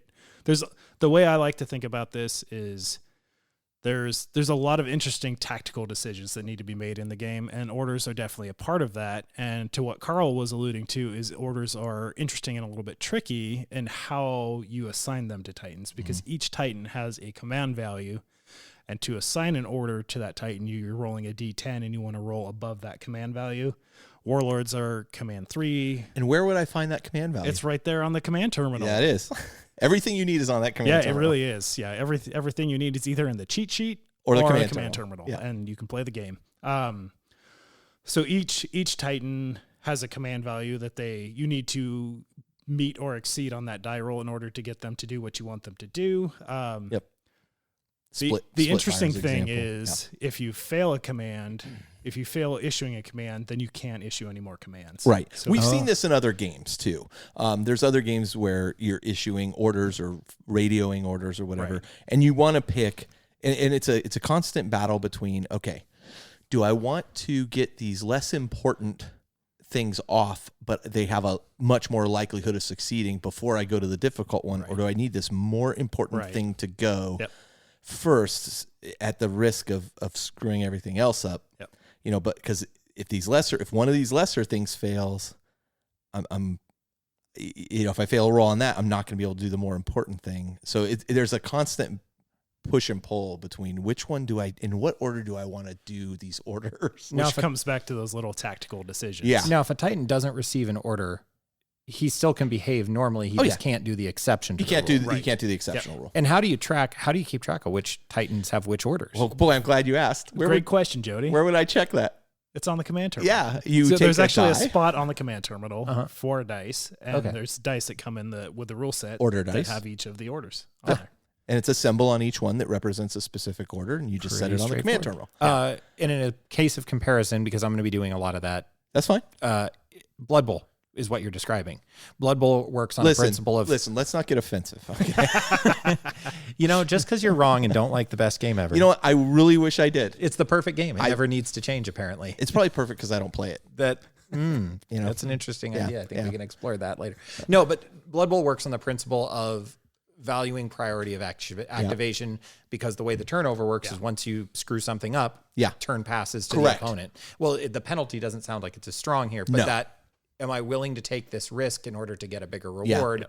But potentially lose out. Yeah, and so sometimes that's a great mechanic. Sometimes you don't even want to issue an order to a Titan. You're just like, it's fine. I'm going to move. Yeah, I mean, you still got to participate in every phase of the game. So with no orders, you're not hampered. And when you build your army, you build it based upon a mana pool. Yep. And the standard mana pool is called the Axiom mana pool, and that does have the ability of if you fail an order, that Titan's done, but you can continue issuing orders to other Titans in that mana pool. And that's kind of the jack of all trades mana pool. Yeah. Each other mana pool has its own special. The mana pool, for those who aren't familiar, are just like the formation under which you build. It's a formation of Titans. Each one is between 3 and 5 Titans. Right. And it's flavor to taste. So if you want more Warlords, more Warhounds, more Reavers, and it's kind of mix and match. So, okay. That's the strategy phase in a nutshell. Like an important thing to point out in this game is it is alternating activations, which we have not touched on yet. So we'll get there. Yep. So then there's the movement phase, right? And so now comes really where the game is won or lost, I think. Yeah, this is definitely a game where movement is key, which is very similar to those naval games, spaceship games, and so. Like that. As it would make sense, the larger Titans aren't quite as mobile as the smaller, faster Titans. Yep. They're slower and less maneuverable. Right. Both. And so there's angles at which you can turn all the Titans. There's little templates that help you determine their firing arcs and that kind of thing. But you can turn, say, a Warlord Titan, I think, once in a turn. Yep. You can push your engines to try to turn it twice, but you build up heat, right. Which is one of the limiting factors. Warhounds are incredibly fast and can move. I think they can turn 5 times. 3 base, and 3 if base they push the reactor, they push up to 5. Right. So. And so, you run into this case where the game, I find, typically really revolves around the more mobile Titans kind of moving and getting into position. The Warlords, in my experience, move very little, but try to keep these huge fire lanes open. They're the weapon platforms where the Warhounds are your scouts. They're trying to get around, they're trying to flank, and they're trying to get shots of opportunity in the flank and rear of enemy Titans. Which all matters. Flanks and rears and all that matters. 2 things jumped out to me in the movement phase is one, alarming difference, not a subtle difference between like a Warhound and a Warlord. I mean, it's shocking. Like one of them's buzzing all over the table and doing backflips, and the other one is dragging its feet through quicksand. And the Reavers in the middle of that. And somewhere in between. But a shocking difference. I mean, I think 4 inches versus 12 plus inches. Big difference. Knights too. Knights very fast. Knights. Yeah. The other thing that jumped out is fellow grognards out there who've been doing this for a really long time and might be sitting on some old epic models. No, I'm sorry. You're going to need to update to the new. It's unfortunately not unfortunately, because the new models are gorgeous. As we'll talk about. They're out of this world good. But you're not going to be able to rely on that old stuff. No, and the bases are so different. The scale is so different. Unfortunately, this isn't a port over. But, you take solace in the fact that you got 15 to 30 years of joy. I think that's pretty fair. Out of your toys you probably bought for $5. So talking about alternating activation, that takes place in the movement phase as well. Every phase, which is huge. Which is fantastic. Yeah. So basically, you're having to make these very interesting tactical decisions of, okay, I haven't moved this thing that's critical yet, but do I want it? I'm waiting to see what he does, where he moves this, because facing makes such a huge difference on what your weapons are firing at, what they have line of sight to. I think the biggest example of that for me is my Warlord Titan. Has on its carapace Apocalypse missile launchers. Yeah, absolutely. They can only fire directly in front of the Titan. So if I don't turn that thing for something to be directly in front of it, and remember, he can't turn very far. Right. Then the problem becomes, those missiles are useless this round. Yep. And you want everything to be hitting every round if you can. Right. Yeah. So if somebody moves their Warlord Titan early on, and that's a ton of firepower coming at me, and they've already moved, now I can respond to that move and tactically get out of those arcs of fire. Yep. That Warlord's effectively not doing much. So right. Not only is it tactical on how you move, where you move, but when you move is actually pretty important. Yeah. Yeah. Anything else to add to the movement phase? I think we're covered there. I think that covers it pretty well. Terrain does matter, I guess, is something to point out here. Very much so. Obscured, if you're 25% blocked, it's actually a minus to hit. You're not getting a save bonus. It's actually a penalty for your enemy to hit you. Right. So -1 if you're 25% obscured, and -2 if you're 50 or more percent obscured. Right. Which can make it pretty tricky to get your Titans hit. So keep them safe, keep them covered. Right. And this is why terrain is so important in this game too. Yeah, absolutely. And I think for those looking to angle it, the Adeptus Titanicus terrain and the stuff, Josh, you've been printing is awesome. But if you have Josh and me, sorry, I apologize. No, I'm kidding. The stuff Josh has printed is incredible. You got to scale yours up. I got to scale mine up a little bit. You got to pump those numbers up, Carl. Rookie numbers. But if you've got any kind of sector Imperialis terrain, it'll work great. Yeah. Any sort of Gothic terrain. Yeah, the game me and Austin played yesterday actually had some of what are the circular pillar. The new spires sector and stuff. Mechanicus stuff, and we just had those mixed in with the buildings in it. I know what you're talking about. I think that would. So the terrain, I wouldn't get too hung up if you are in that mind. Sorry. And actually, if you have some of those old Imperial building pieces, like if you were to, like, you could almost scale some of that. Like, it would almost make sense. Like doors in as I was running around the video game Space Marine, there's a point where you get to where the Titan is. Yep. And like I spent a bunch of time just looking at the architecture. Like doors should be massive. So they're huge, you got some massive doors. This is the Age of Sigmar mausoleum. The door's like the exact same size as the Civitas terrain kit. Nice. And it's made for, a 28 millimeter model for one dude, but it scales to the same size door as giant door. And perfect. So we alternate all our movement. We finish the movement. Now we enter the damage control phase, which is really interesting because you think like, well, maybe the fire phase is next. No, not so fast there. Oh, you get to repair before you get shot. That's right. Which actually is a really interesting point. And I want to drop this here is the Titans are actually pretty survivable. I mean, they're designed to take a ton of punishment and deliver a ton of punishment. They'll drop to focus fire fairly quickly, but just what does focus fire mean? So one of I guess let's get to that when we go to the so you're throwing that out. Yeah. So the point being, the damage control phase is the period of time in the game where, hey, weapons are damaged and you want to bring them back on. I've lost shields. I want to recover my shields. And these are all done through various die rolls. Yep. And the more damage something becomes, for example, the more shields you've lost, the more difficult it becomes to recover them. It's even to the point where your shields go completely down. If your shields are down, it's harder to bring them back. Right. And then... Right. And you only have so many dice you get to roll in that repair phase. And that's based on, where would I find how many dice I roll? Surprise, surprise. It's on the command terminal. What? No way. So this scale and class of your Titan will determine how many servitor clades you have. Right. And these are basically servitors running around inside trying the Titan, to fix stuff. Fixing things. And each Titan has a tech priest for its reactor. So it's basically your servitors and your tech priests going to work for you behind the scenes. Right. I'll tell you what, this section, like, this sounds super dry, but I think there was as much cheering, celebrating, and lamenting these dice rolls. Yeah. Because it's really, this phase mechanically is you and your opponent, without really interacting with each other, sit there and roll some dice and move some little markers on your command terminal. Very board game. You are so invested in the outcome of every single dice flop. Yeah. And when you hear your opponent go, oh no, you look up and go, wait, what? Wait. Yeah. I couldn't reactivate my shields. And you're like, oh my God, come on, more power, more power. Like, now, I would say it's weird that this very independent little activity is super exciting. In a tournament game, I would want to see what my opponent rolled. Each go around. Sure. But here we're just like, roll it, look, if you're cheating for time's sake, why are we playing?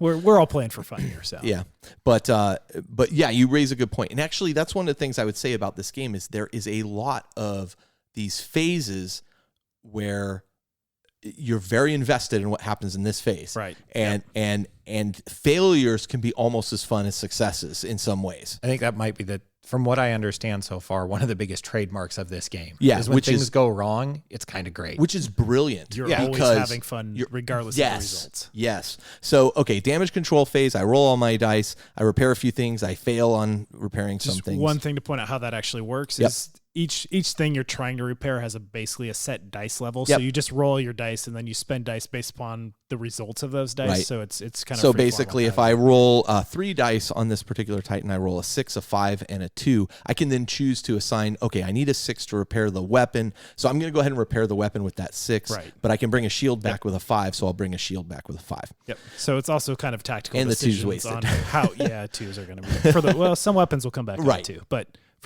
so anyway, there's still resource management is actually kind of an important part of the game with your reactor levels, your shield levels, and how you are using these servitor clade repair dice to bring back systems on your Titan. Right. So so we've repaired everything. We move on to the next phase, the actual combat phase. Right. This is where the real fun begins. I begin to shoot you. Yep. and you begin to shoot me. And again, alternating activation. Right. So you're going to try to pick the most critical things to shoot first, with the least critical things going last. And a number of things can determine whether something is critical. I want to fire... Well, obviously, I want to fire my warlord because he's got all these missiles. He's got the big guns. Do these, he's got these massive guns. But... destroying the thing in his line of fire may not be the most important thing to me right at this point. Right. So I'll focus on, my knights or my warhound initially. So you have to decide for yourself, and this will change from round to round. It's very dynamic. Yep.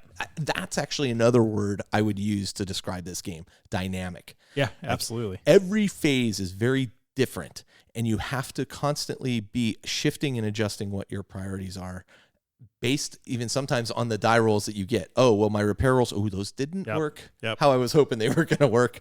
How am I going to compensate for that? Yep. So there's a lot of tactical flexibility built in, but you also have to do a lot of kind of thinking on the fly when you're inevitable. I mean, you have your plan, and then you have contact with the enemy, and you have dice rolls, so your plan is going to go right out the window. Right. So then you have to have the plan B. Right. So this is also an interesting point, Jody, about this particular thing, and you saw it during the play testing you were in, or not play testing, but trying out, demoing. Yeah. There's kind of a standard approach you want to take to damaging Titans. Now, all Titans have void shields. Void shields are these massive reactive shields that circle the Titan and protect them from projectiles and energy weapons. Yep. Now, they're so powerful. They have to kind of be brought down before you can even do damage to the Titan.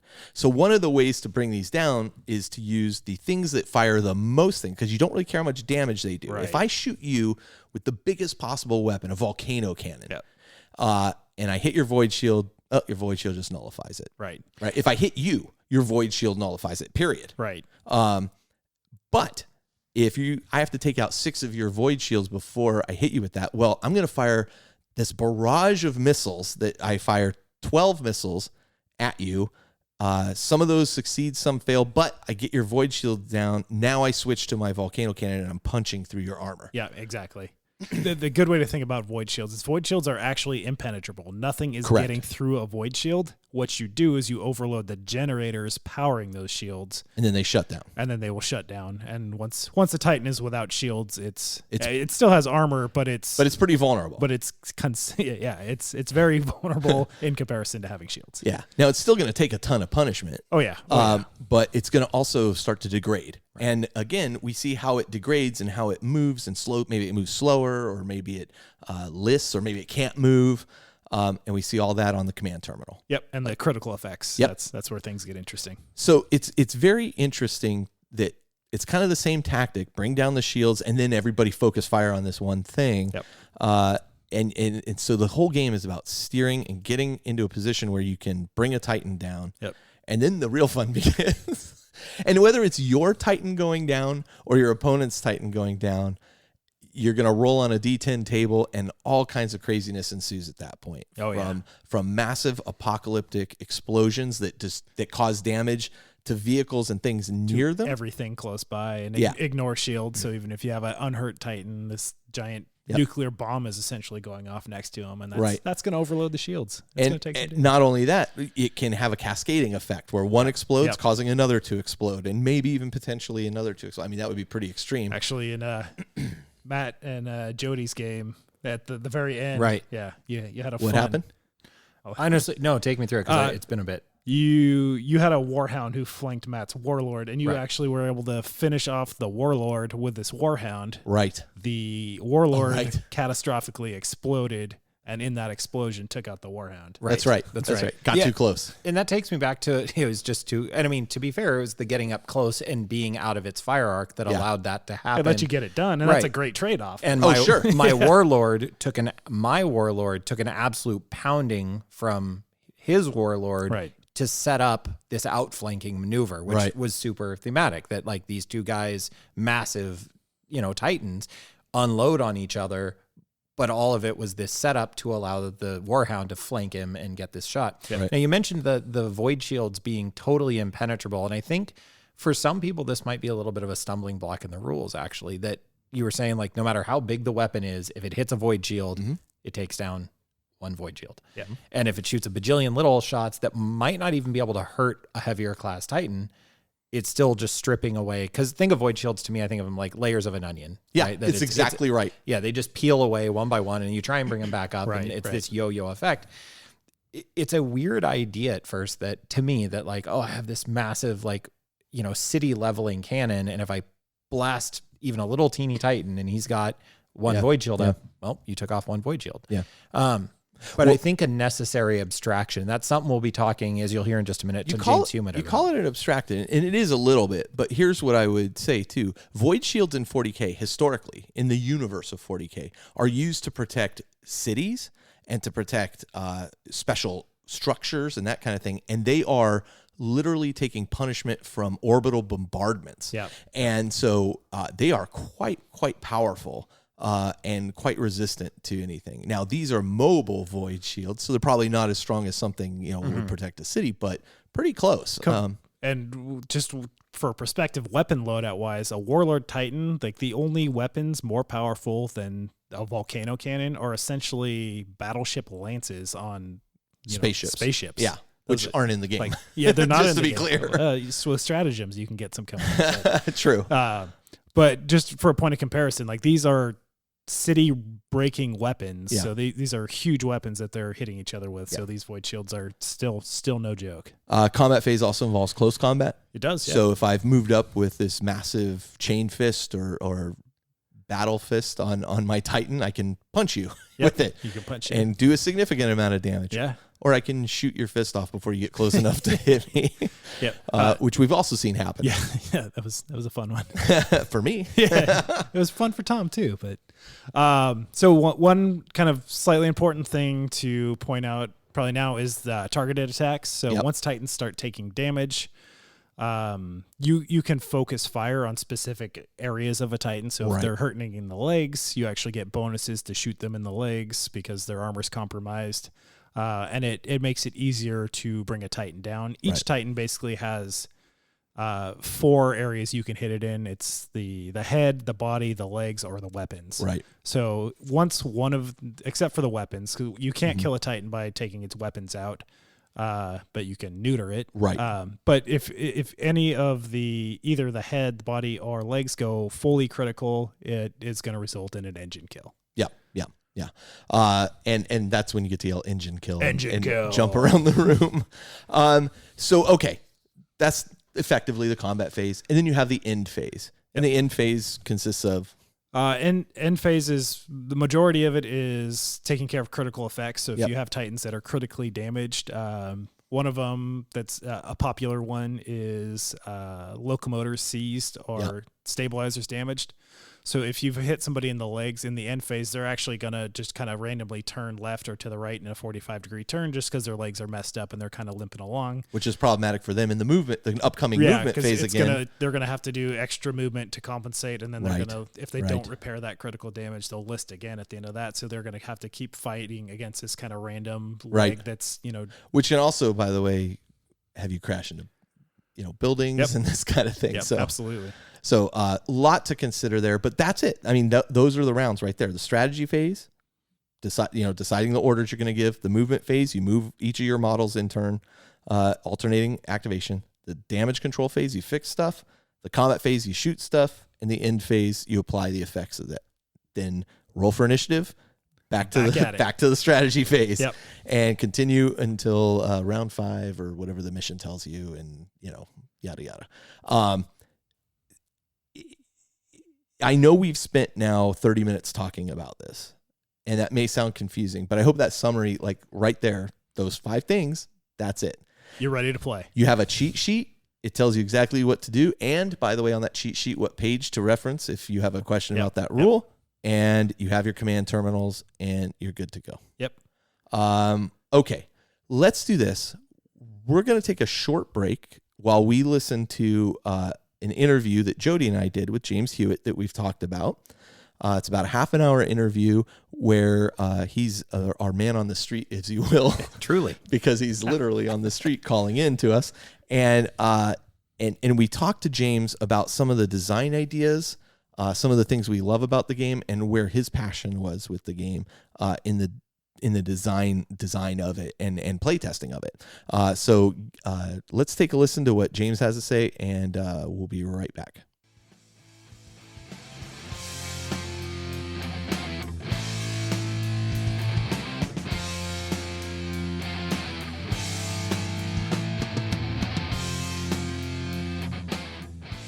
All right, so I'm here. Jody and I are here actually with James Hewitt. James, thanks for joining us for the show. Thank you for having me. It's always fun to talk about Titanicus. Yeah, so we're working under, as I said earlier, extreme conditions with you calling in remotely, or you're out and about in town at the moment. But I'm out in the field. Yeah, in wild is nothing. Right, you're reporting from the battlefield of Nottingham. We really do appreciate your time. So what's interesting, James, is I was actually not really familiar with you at this point, and I saw when I logged into our Twitter feed, which I do like maybe once a week because Twitter's really not my thing. I saw that you had tagged us, and then I realized as I was reading your comments on what we had talked about with Adeptus Titanicus last episode, I realized who you were, and I said, oh, this is interesting. And then I thought, hey, maybe I'll see if he wants to join us for an interview, and you agreed. And then I told Jody, we've got this guy who helped design Adeptus Titanicus joining. And Jody immediately goes, is it James Hewitt? Yeah, and then my head popped, and I was like, you got to let me talk to him. You got to let me talk to him. So here I am, and here you are, and here we are. Yeah. So there we go. It's like it was meant to be. So Jody's a big fan of your work. Very much so. I'm a big fan of Titanicus. And I think the thing that I saw you post on your Twitter feed that clicked with me was you had, during last episode, we had mentioned how much fun it was to have your own Titans destroyed. It's almost as much fun as destroying your opponent's Titans. Oh, yeah, absolutely. And I saw your comment about, I'm glad that came through. That was a big part. My only regret is rolling a 1 is somewhat of a letdown, but yeah.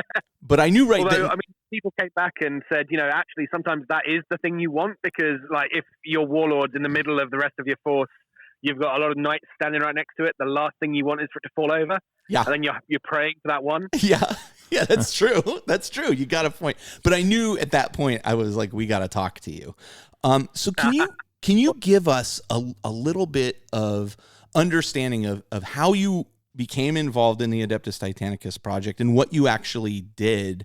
Because you're not currently working for Games Workshop, correct? No. So let's go back. Let's go back to my childhood. No, go back quite that far. So I worked in Games Workshop retail stores for about 10 years, from 2002 to 2012. And eventually, the whole way through, I was I really want to write games. That's what I want to do. I was writing a lot of supplementary material for myself for codexes and army books. I was running store campaigns, all the kind of fun stuff. And eventually, long story short, I ended up working in the Citadel rules team at Games Workshop. So I was doing supplementary material for Warhammer 40,000. I caught the very tail end of Warhammer, so I wrote on a few of the End Times books, and then, of course, Age of Sigmar. So I was I was part of the team that made Age of Sigmar happen, that was a whole load of fun. Nice. A lot of very interesting things to have to do. And then eventually I got, the job came up for the Specialist Games team, or Specialist Brands, as it is properly known, which was a small experiment, 3 people who would be working with like old school Games Workshop games and revitalizing them for a new audience. So I think what kind of worked in my favor was, by this point I'd already worked, I was the lead game designer on the Warhammer Quest Silver Tower. Oh, okay. Which was obviously, that was like my first, so I did the Horus Heresy Betrayal at Calth. That was my first box game I did. Then Silver Tower, which was like, I had a load of control, I had a lot of freedom on what to do. And with that one, it was, of course, trying to capture a game from, my childhood. I played the game when I was a teenager, like the original Warhammer Quest.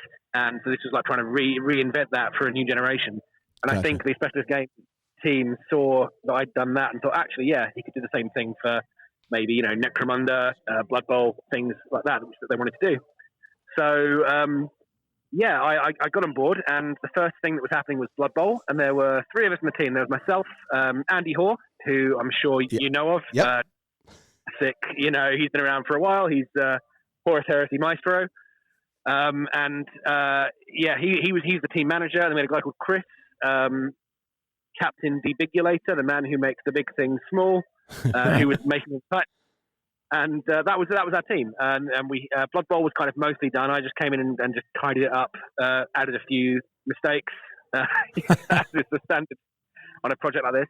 And then we basically got given free reign to make the next game, and it was decided that it would be Titanicus. And I was given a fairly free brief. All I was told was we need to make a game which respects the previous games that have come before. It is based around traitor and loyalist titans, because we only have enough budget to make one set of molds. Right. And which, that's the whole. There's a whole lot of legacy in that. That's how the Horus Heresy first came about. That was way back in the day. That's why there were 2 identical forces fighting, because there was only enough money back in the 80s for one set of plastic titans. Makes sense. And then that was it. And so I started working on Titanicus, and I had about 9 months uninterrupted, which was amazing. It's a luxury, which I think is why the game is as strong as it is, not because of any particular skill on my part, but because we had so long to play with it. Nice. So, and I think that's it in a nutshell, really. Yeah. So you mentioned, and I read up on your kind of current project of Needy Cat Games, and you mentioned a second ago that the brief for Adeptus Titanicus was relatively hands off. It sounds like that you had a lot of freedom to work through there. Is that accurate? Absolutely. I think what it mainly came from was no one really knew we existed. So we were kind of this little team of 3 people in a corner of the Forge World office, and because Blood Bowl hadn't come out yet. Like we finished Blood Bowl around April or May of 2016 maybe, and it didn't come out until November. So for that whole period in there, no one knew who we were. Once Blood Bowl came out, suddenly everyone wanted us to do things. They wanted us to write articles and additional rules and whatever else. But for that period of time, no one really cared. So we kind of, Titanicus went through about maybe 4 or 5 complete rewrites in that time, which is such a rarity. Such a luxury to be able to do that. We tried things out, and then if it didn't work, we just scrapped it and started again. Which, it's really interesting. And what's really interesting is some of the stuff that kind of stayed through from the start. Early on, we wanted the power, the reactors, because that seemed like a really interesting part of it. But like I say, 4 or 5 very different versions of the game were made. One of the questions I wanted to ask you specifically about Adeptus Titanicus is, in some ways, it breaks from kind of traditional or current GW design philosophy, in as much as the dashboards, the Titan dashboards that you're using during play, typically with the vast majority of their games, you don't have something sitting on table that's monitoring resources and things like that. I think that was, for me, as I was going through the instructions of how to play the game, like not quite grasping that, oh, wait, these dashboards are so important to how the game is played. And then when I finally got it, I was like, oh, I get it, got it, So how early in your development process did the dashboard come around? And then are there any of the elements of porting this kind of old and I think dated, it would be fair to say the original Jervis Johnson rules had become kind of dated from the late 80s to now. So between the dashboards and, like you mentioned, the playtesting process of revision, other than, the dashboards, what kind of came and went, and what were some of the challenges of updating but staying true? Yeah, I mean, the biggest thing, this still holds true now, whenever you're adapting anything into a tabletop game, whether that is an old version of that game or adapting a movie. I've recently done Hellboy, the board game, which is based on a series of comics. What you're trying to do, you're trying to capture the spirit and the essence of it. And so I went back to the original Jervis Johnson rules and read through those and annotated them several times. Went back to there was, obviously every version of Epic that involved Titans. I also looked at any other games involving big war machines. So like Heavy Gear, MechWarrior, the old MechWarrior video games, Battletech. Mm-hmm. And I was just kind of looking at what makes a game feel like a game about big robots. That's step one. Although robots is the wrong word for it, really. But let's not get into technicalities. Step one, what makes the game feel like that? And then also what makes the game specifically Titanicus? And then everything kind of came back to that. Whenever we had an idea, I'd hold it up to that and say, yeah, that's really cool, but does it fit? Right. And that was kind of the first challenge, really. But like the command terminals, that was in there from pretty much the start, because we knew that we wanted there to be a lot of detail in what one Titan can do and the amount of information you have to track. And so rather than having to cover the tabletop with counters and tokens and, you don't want to have it looking like an absolute mess of bits of cardboard. Instead, the idea was to keep it off to one side. Instead, you cover a second tabletop with command terminals. Absolutely. That's the whole reason why. I think it says it in the rulebook. The reason that the most of the scenarios are on a 4-foot table is so you generally have a 2-foot by 4-foot area for all your. Although, the command terminals ended up bigger than I thought they were going to be. The ones we were using for testing were just, I think, kind of about maybe 2/3 of a standard piece of printer paper. Okay. And they ended up a bit bigger because, of course, you have to add all the decorative elements and make them look good, which was never my concern.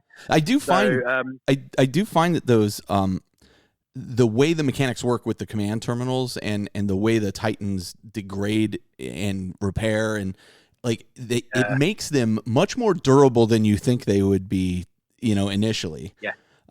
So I find, so I find when my Titans are out there, they're taking a ton of punishment, and I'm like, okay, I'm still alive. Yep. Yeah. And that was so key, because the thing was, the initial idea was that the Titans would be resin models. We thought we had no budget to play with. We thought we were a weird little wacky project, and resin miniatures are much cheaper to produce, like in small runs than plastic. They're a lot more expensive in the long term, but if you're only making 500 Warlord Titans, for example, it's a lot cheaper to do it in resin because the mold is cheaper. And so initially we were kind of thinking, right, so people are going to probably start playing this game with maybe 1 or 2 Titans because there'll be a large Forge World kit, so they're going to be quite expensive. We don't make it too difficult to get into it. And so we wanted to make sure that each one of them, each Titan you had on the table could take a lot of punishment, could do a lot of interesting things, and you could kind of have an interesting game with even 1 or 2 models aside. Yeah. And so that became a huge driving principle behind the design. Even then when at the very last minute we got told, actually, no, we're going to do them in plastic, and we had to change loads of things. Even at that point, we still decided, no, it's still important. A Titan should still be Titanic. It should be a thing which can dish it, it can take it, and even a Warhound should not feel fragile. Because you want to leave that design space. So when, if you were to go down the line and start looking at lighter Titans or things that really do deserve to, fall over as soon as you look at them funny. I'm not saying Eldar Titans, but it's Eldar Titans. That you want to have that sort of design space there. So a Warhound, even though it's a Scout Titan, it's still an Imperial Scout Titan. And the Imperium don't do light vehicles very well. No. Everything's massive. Yeah.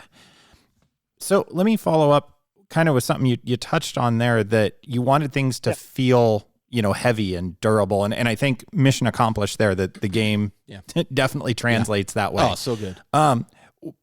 Anytime, a board game, a tabletop board game, any sort of game design on some level is an inherent abstraction of an event, whether that's at its most rudimentary, cubes representing a variety of things that slide around on a cardboard mat, up to, these war games, these tabletop war games we know and love with miniatures and the whole deal. I'm curious, with giant stompy robots, Titans that are this very mechanical thing, how did you as the designer draw the line between the abstraction of this very kind of fantasy techno world versus the mechanics of feeling like, to some extent, you're piloting a very mechanical being?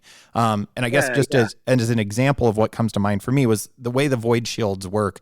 There's a certain level of abstraction that works very, very well, but it's also just a very generalized blanket as how they function. Can you talk a little bit about that notion of abstraction versus detail?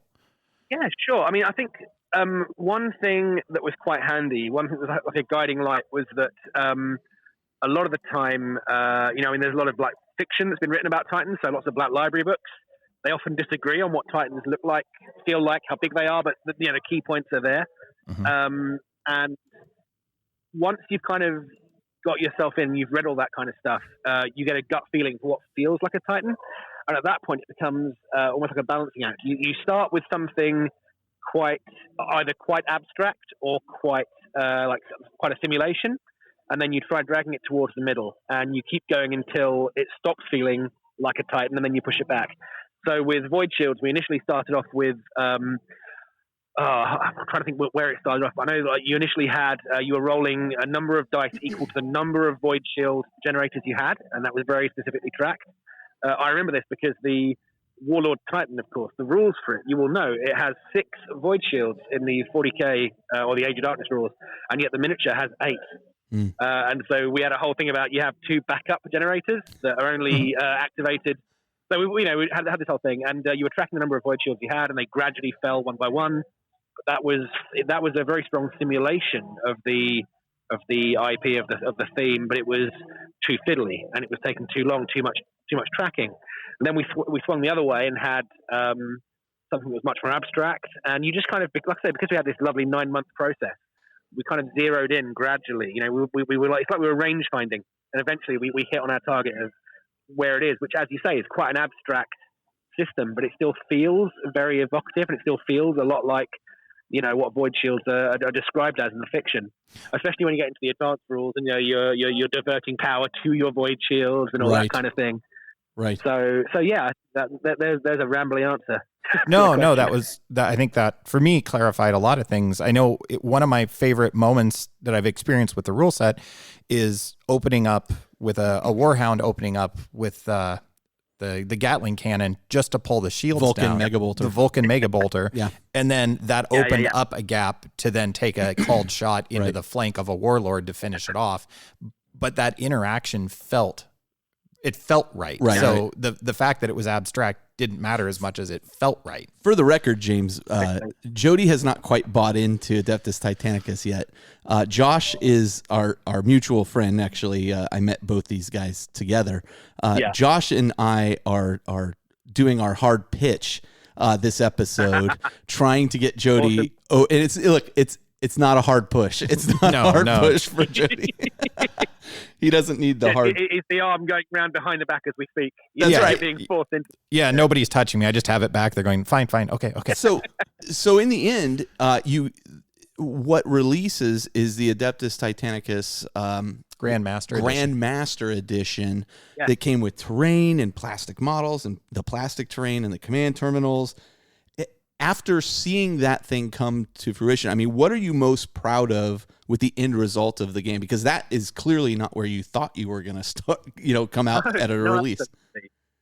I mean, what was strange as well was I'd already left Games Workshop by the time that came out. So I saw the release from the outside. Yeah. I mean, obviously I knew roughly what was coming. I knew there were plans for a large, collector's edition version of the game. But no, I think the part that I was proudest of was when there were people playing it, and it was getting good feedback. The rules were getting good feedback from people who were both established, long-time, like epic players, people who've been playing Titanicus back in the day, but also people who were completely new to the game, whether they were hobbyists completely or they were already 40k gamers, for example. I mean, the whole thing was, you can probably tell, we very much pitched the rules at like a more established, like a veteran player, you know, whereas it was never going to be a game like Warhammer 40,000 or Age of Sigmar, which is intended to be open, anyone can step in and give it a go.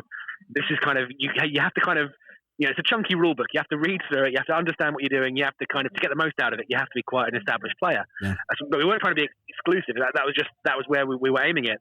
And like I say, what was lovely was everyone who played it seemed to really enjoy it. And that was massive for me. Yeah. You know, because it was the first tabletop war game rule set that I'd written from scratch. Yeah. Well, I got to tell you, I mean, this was a comment that came up in your Twitter responses to our earlier comments as well.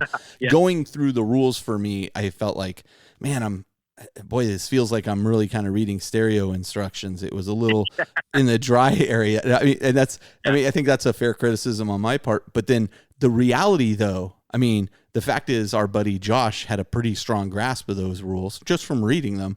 He came in within one turn. I was like, I got it. Like, I totally understand how this works.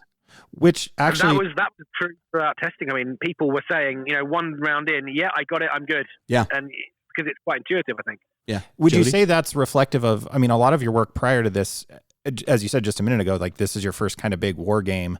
But your board games have like I was telling Carl prior to getting to sit and chat with you that, you know, your board games have a very distinctive fingerprint. Like I can tell, I like to think I can tell when I look at your games and go, oh, I see what he's doing and I like it. So, you know, Jody, okay. Jody plays a lot of board games, by the way. And so does Josh. Would you say that that's very common in board gaming to read through a rule book and go, okay, this is very dry, but I can see there's interrelated systems and then sit down and play. To what extent would you say, you know, your experience with board games is influencing Adeptus Titanicus? And are there any specific games of yours you would say that were inspirational in the shaping of this game? Yeah, I mean, first of all, I would say definitely. I think I said this on Twitter, but for any of your listeners, I think designing a game and writing the rules are kind of two different skills. And I know that definitely my rules writing is not as strong as my game design. It's a thing I'm still working on to this day. I always end up writing too many words.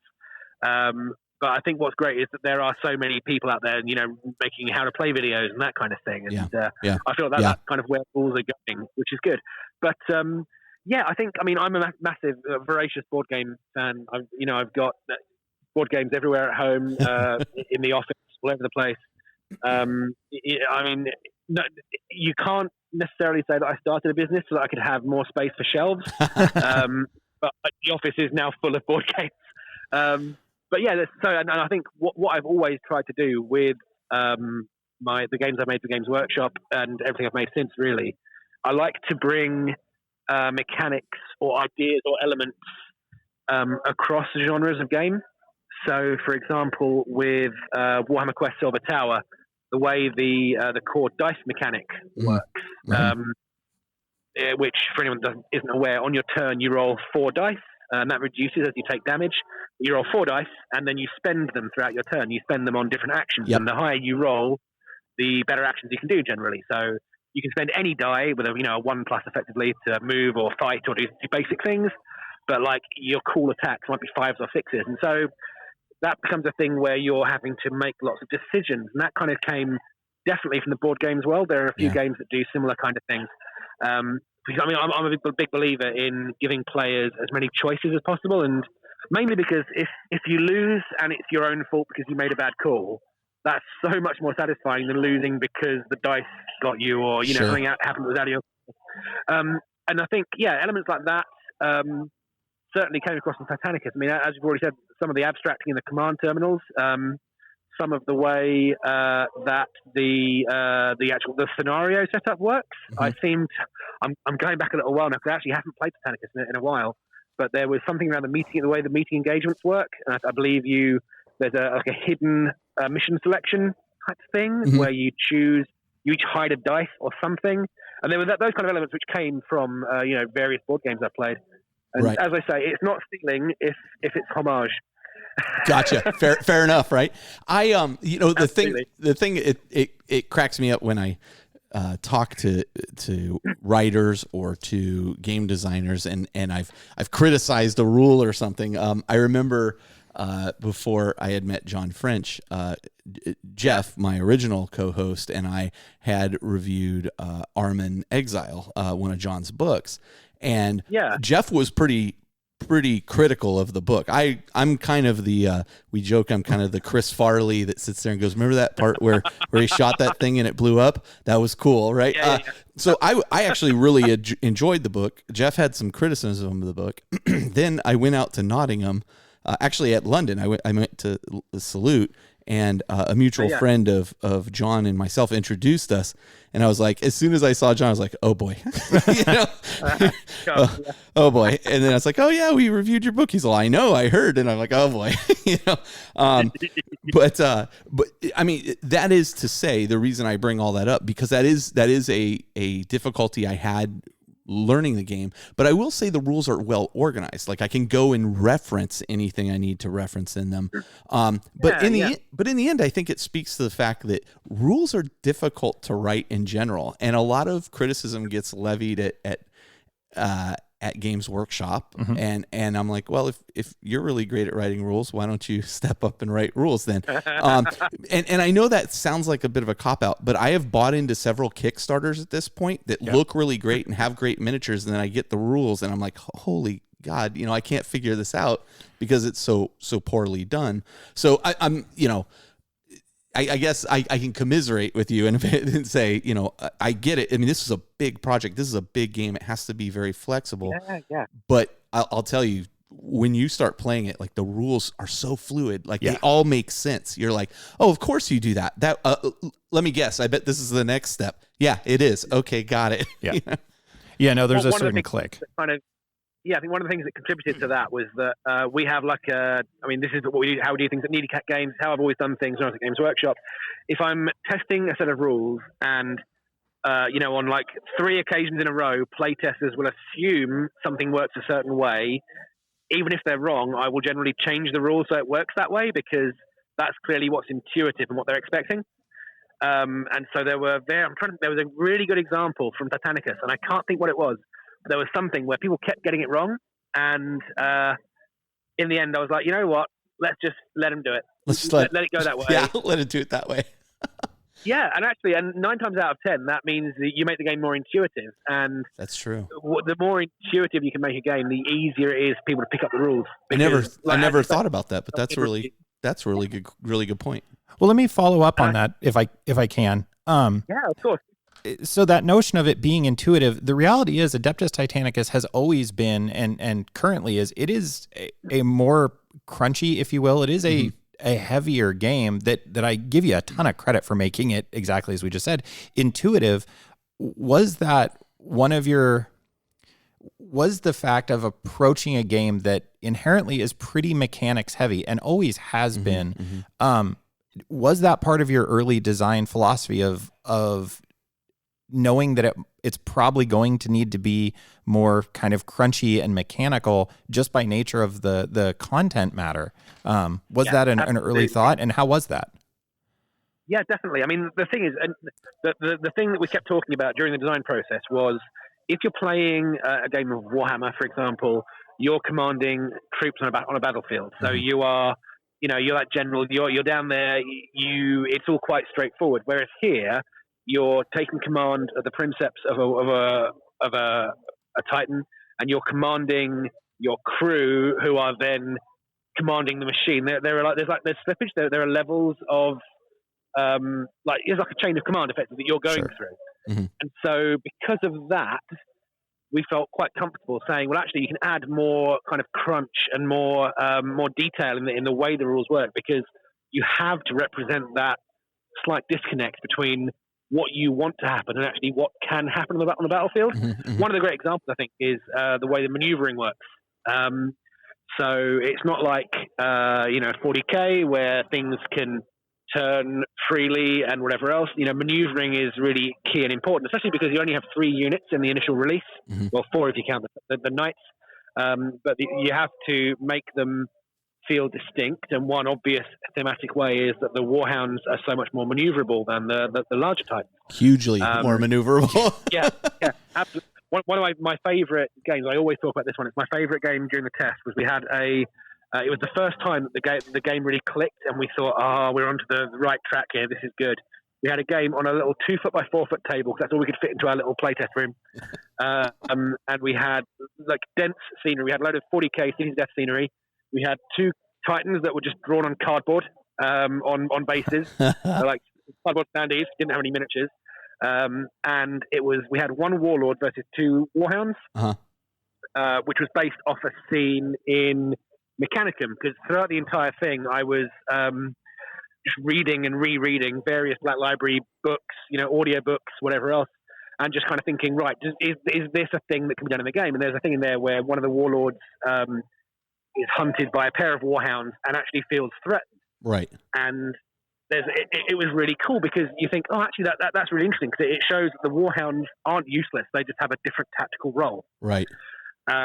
And so we had this game, and we had 2 warhounds, and the warhounds were doing what you would expect warhounds to do. They were using their increased speed to stay in cover, jump out, blast the warlord either from within its shields or from an angle it couldn't get to them at, and then dancing away. And the warlord's reactors were getting hotter and hotter. It was turning around trying to catch these 2 like annoying little titans.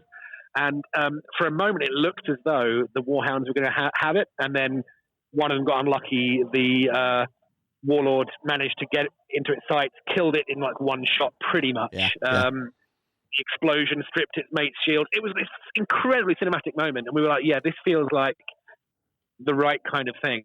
That's awesome. That's awesome. And you couldn't have had that without it was amazing. You couldn't have had that without that kind of level of crunch and rules, and and so at that point we were like, "This is the level of detail we need to have." Yeah, and that kind of became the guiding light from that point onwards. Well, James, I want to thank you. We've taken more of your time than I expected to, but this has just been a fascinating conversation. Before we let you go, Josh and I need a little help still pushing Jody here. So if we can get you to help us with the sales pitch to Jody here, why should Jody invest in this game and start playing it? Because, if you don't, I'll be sad. No, there you go. I'm in. I think, you've heard all this, right? It's a cinematic game. I've never seen a game of Titanicus, never played in one, certainly, that hasn't had at least one standout moment you still want to talk about weeks later. They always have really cool moments where you go, and this thing happened, and, you want to tell your friends about it. That is very true. So, play it, enjoy it. Maybe I'll come back on in 6 months and you can tell me how much you're enjoying it then. There we go. You got it. Open invitation. James, thank you so much for your time. We really, really appreciate it. We honestly, we probably have a ton more questions, but we'll let you get back to your evening. But I just really appreciate your time. Thank you so much. Yeah, thank you. Thank you so much. All right. We'll talk to you later.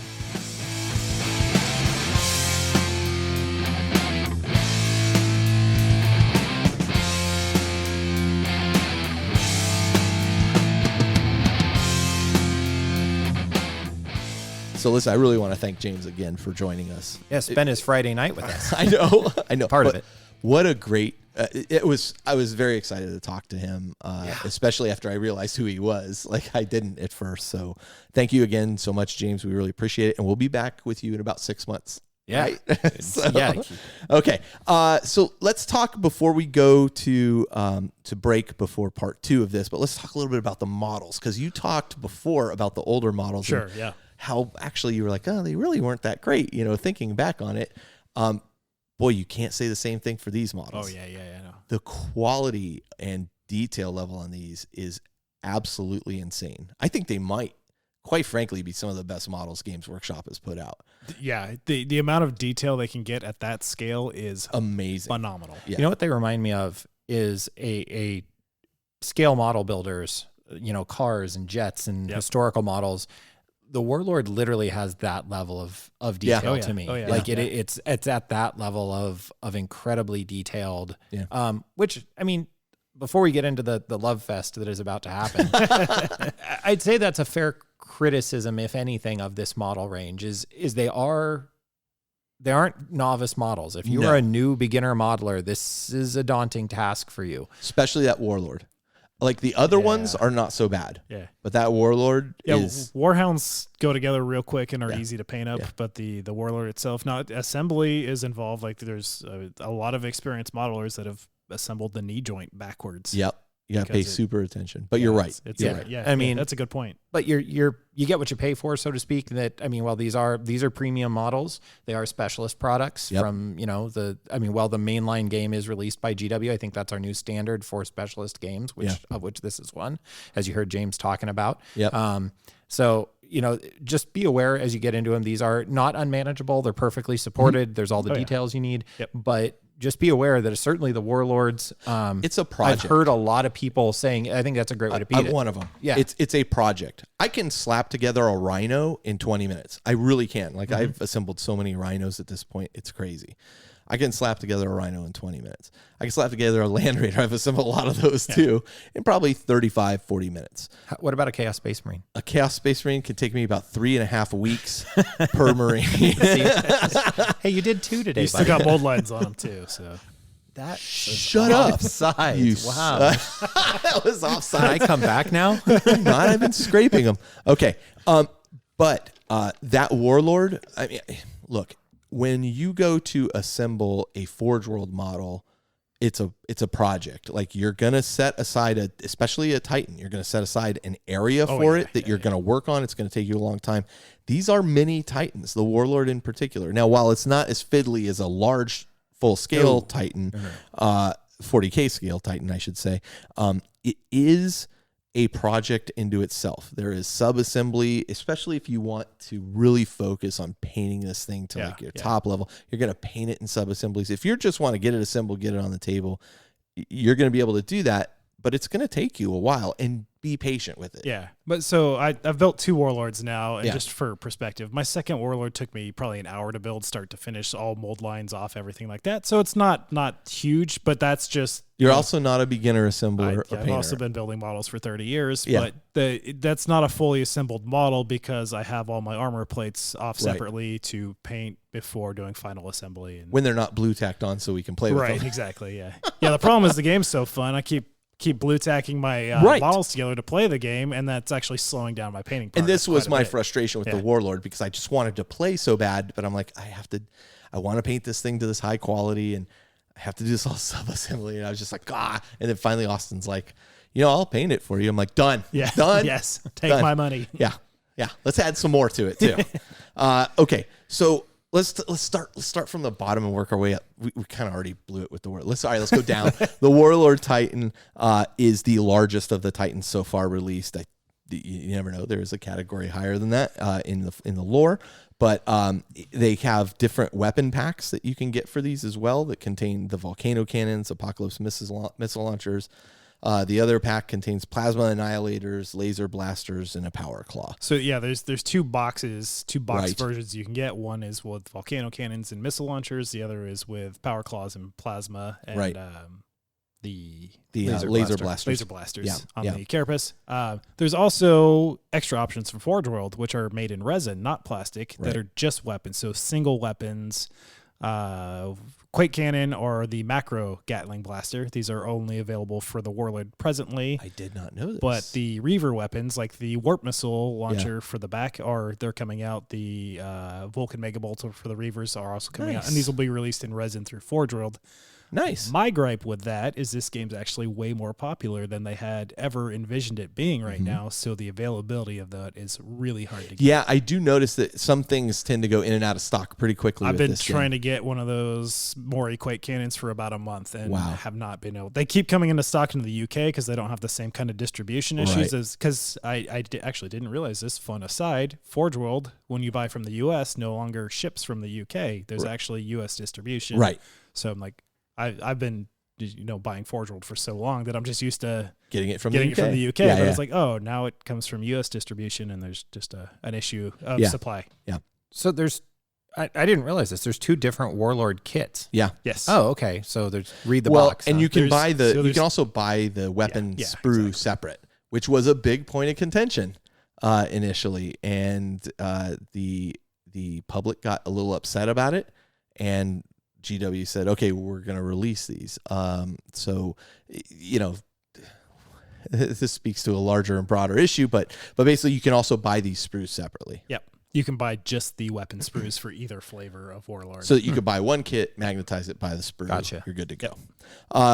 Yeah. So then the Reaver Titan, quite frankly, one of my favorite Titans. I all just time. love the aesthetic of the Reavers. Yeah.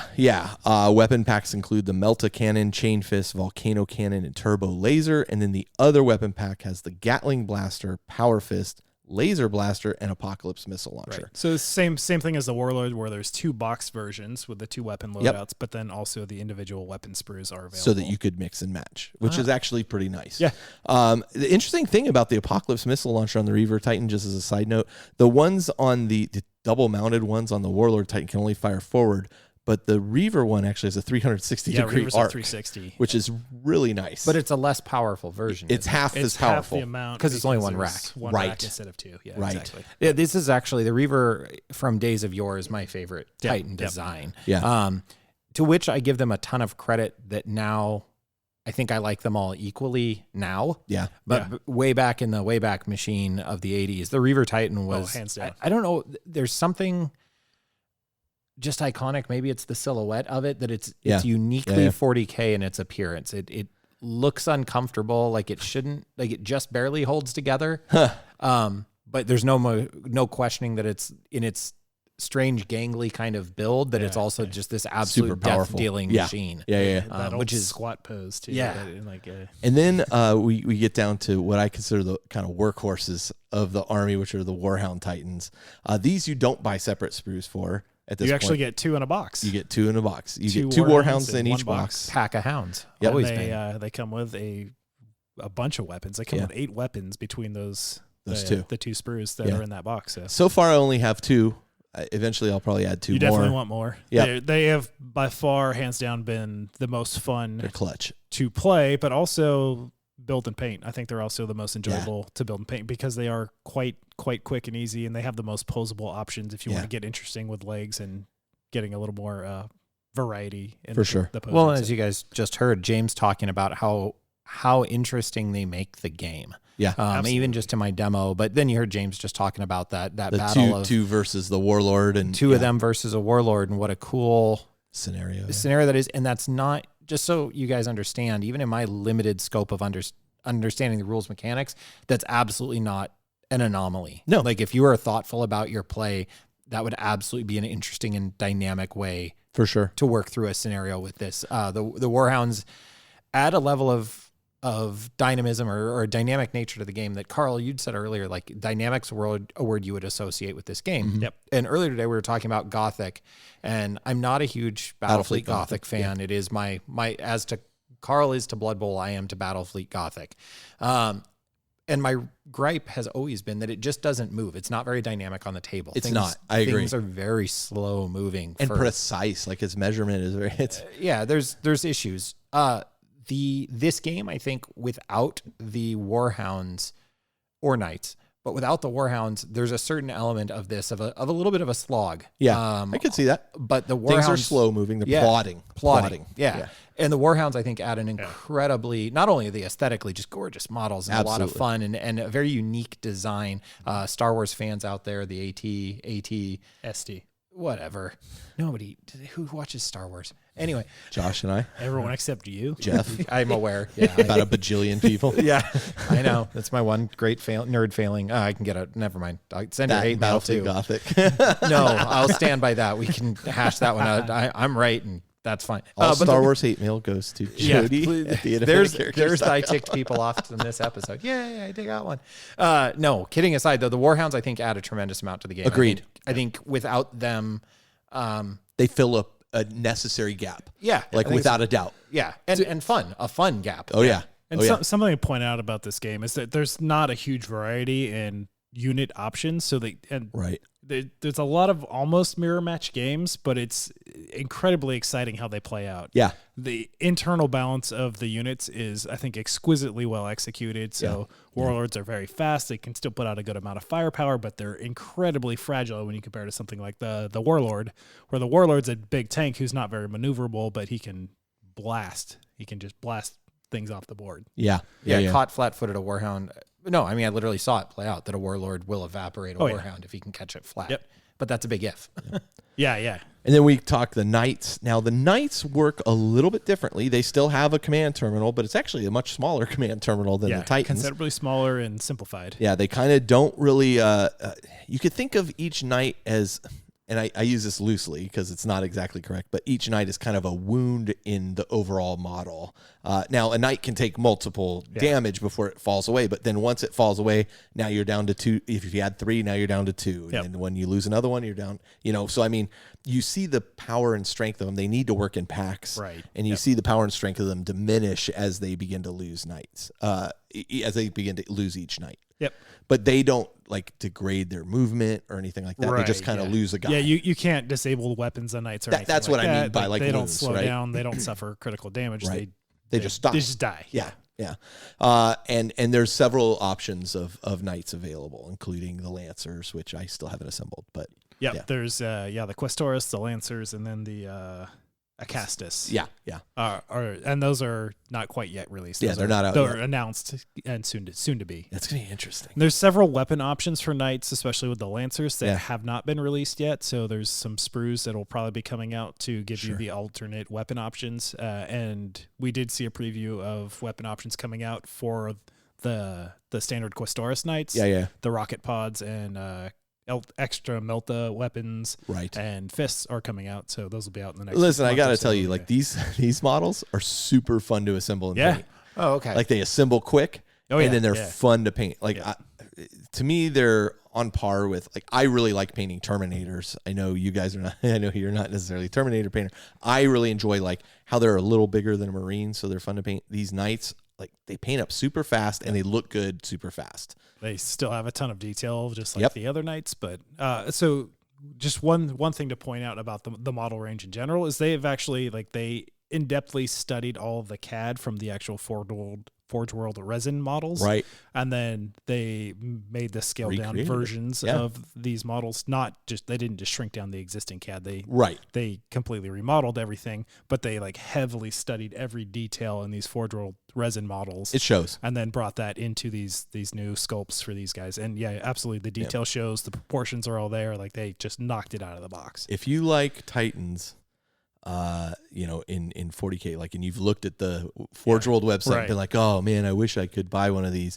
This is a way you can get into Titans. And quite frankly, I'll be honest, they're more fun in this game than they are in 40K. Yeah. Without absolutely. a doubt. Yep. Although we'll see when new Apocalypse rules come out, how they fare. No hot sand beds required. No hot sand beds required. So, boy, there's a blast from the past. What do knights add to the game? We haven't talked a lot about that, on tabletop, because they weren't part of my demo. Right. What do they do? Where do they live between the Titans and functionally? So the great thing about knights is they have no turn radius, right? So they can basically turn and move in any direction. They're very fast. Front arc. It just happens to be 360 degrees. Right. They can turn and move very fast. I think they're faster than warhounds. They're 10-inch move base. Yeah. So they don't have boosted speed or maneuverability. Right. They can maneuver unlimited amount of time. So they can zigzag to heart's content. Yep. 10-inch move. They can squeeze through areas that the other knights can't. They're a 40 millimeter base. And really what you want to do, these guys where they really, at least most of these really excel is in close combat. Yeah. So once you get them in and they charge another knight or another Titan rather, you're gonna start doing some damage to that Titan. And because close combat ignores the void shields. Yeah.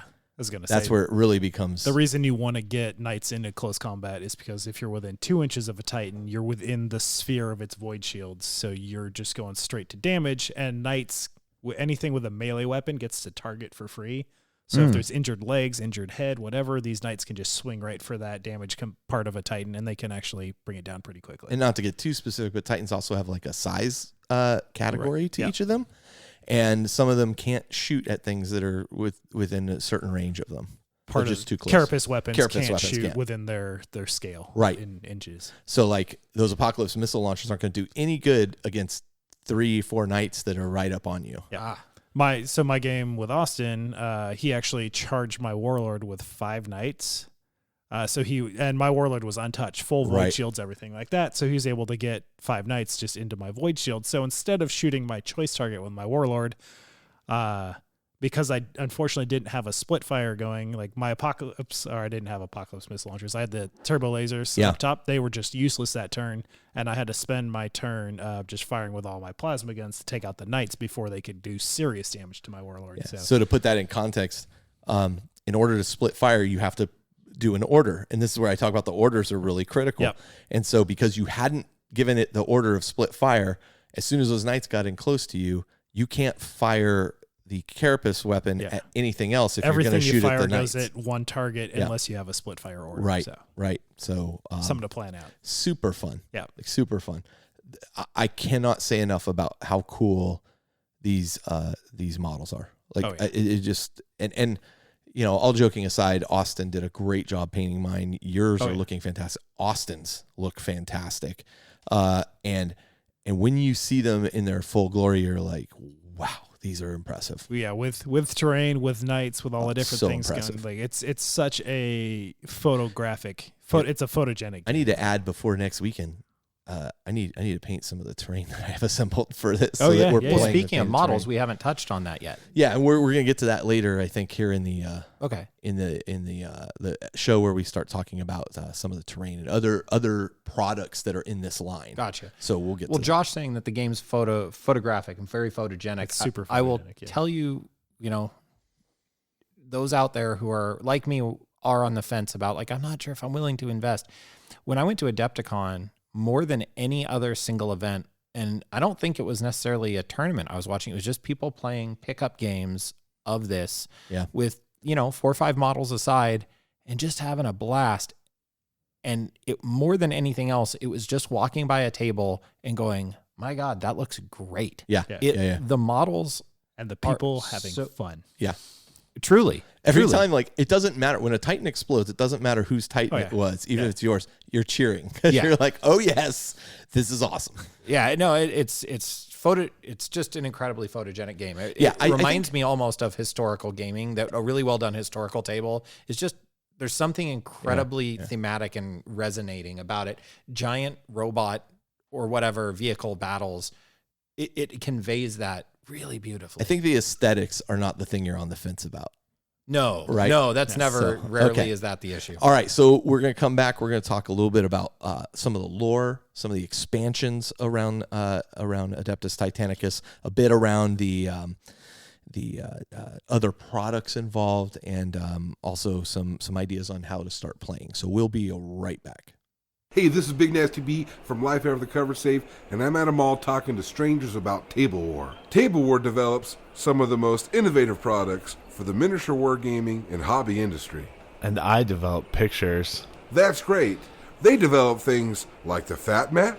Who's Matt, and why is he so fat? Well, first off, Matt is not a person. The Fat Mat is a tabletop gaming surface, and with over 40 different designs, Table War's Fat Mat has become a community standard. I got a Surface Pro. It's like 10 inches. By the way, I'm meeting my friend Simbon. Do you know what that is? No, but I do want to tell you about the Table War Tower case line. Oh man, towers are so huge. Well, it's not that kind of tower. It's the original modular, all-in-one display, storage, and transport system for all your tabletop miniatures. Wow, you're really smart. What's your relationship status? Well, it's complicated, but you know what isn't complicated?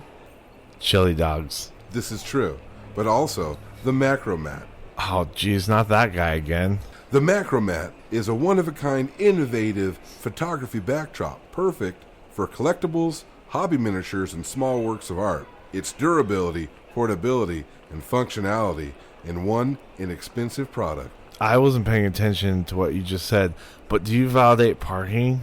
No, I do not. But if you want more information, head over to tablewar.com and check them out. Table War! All right, and we're back. We're going to wrap up part 2 here of our coverage. Man, this has been a great episode so far. I'm excited about it. It's gotten me super jazzed. We're supposed to play next weekend, and now I'm like, oh man, I want to play right now. Yeah, I got a little worked up in the break there.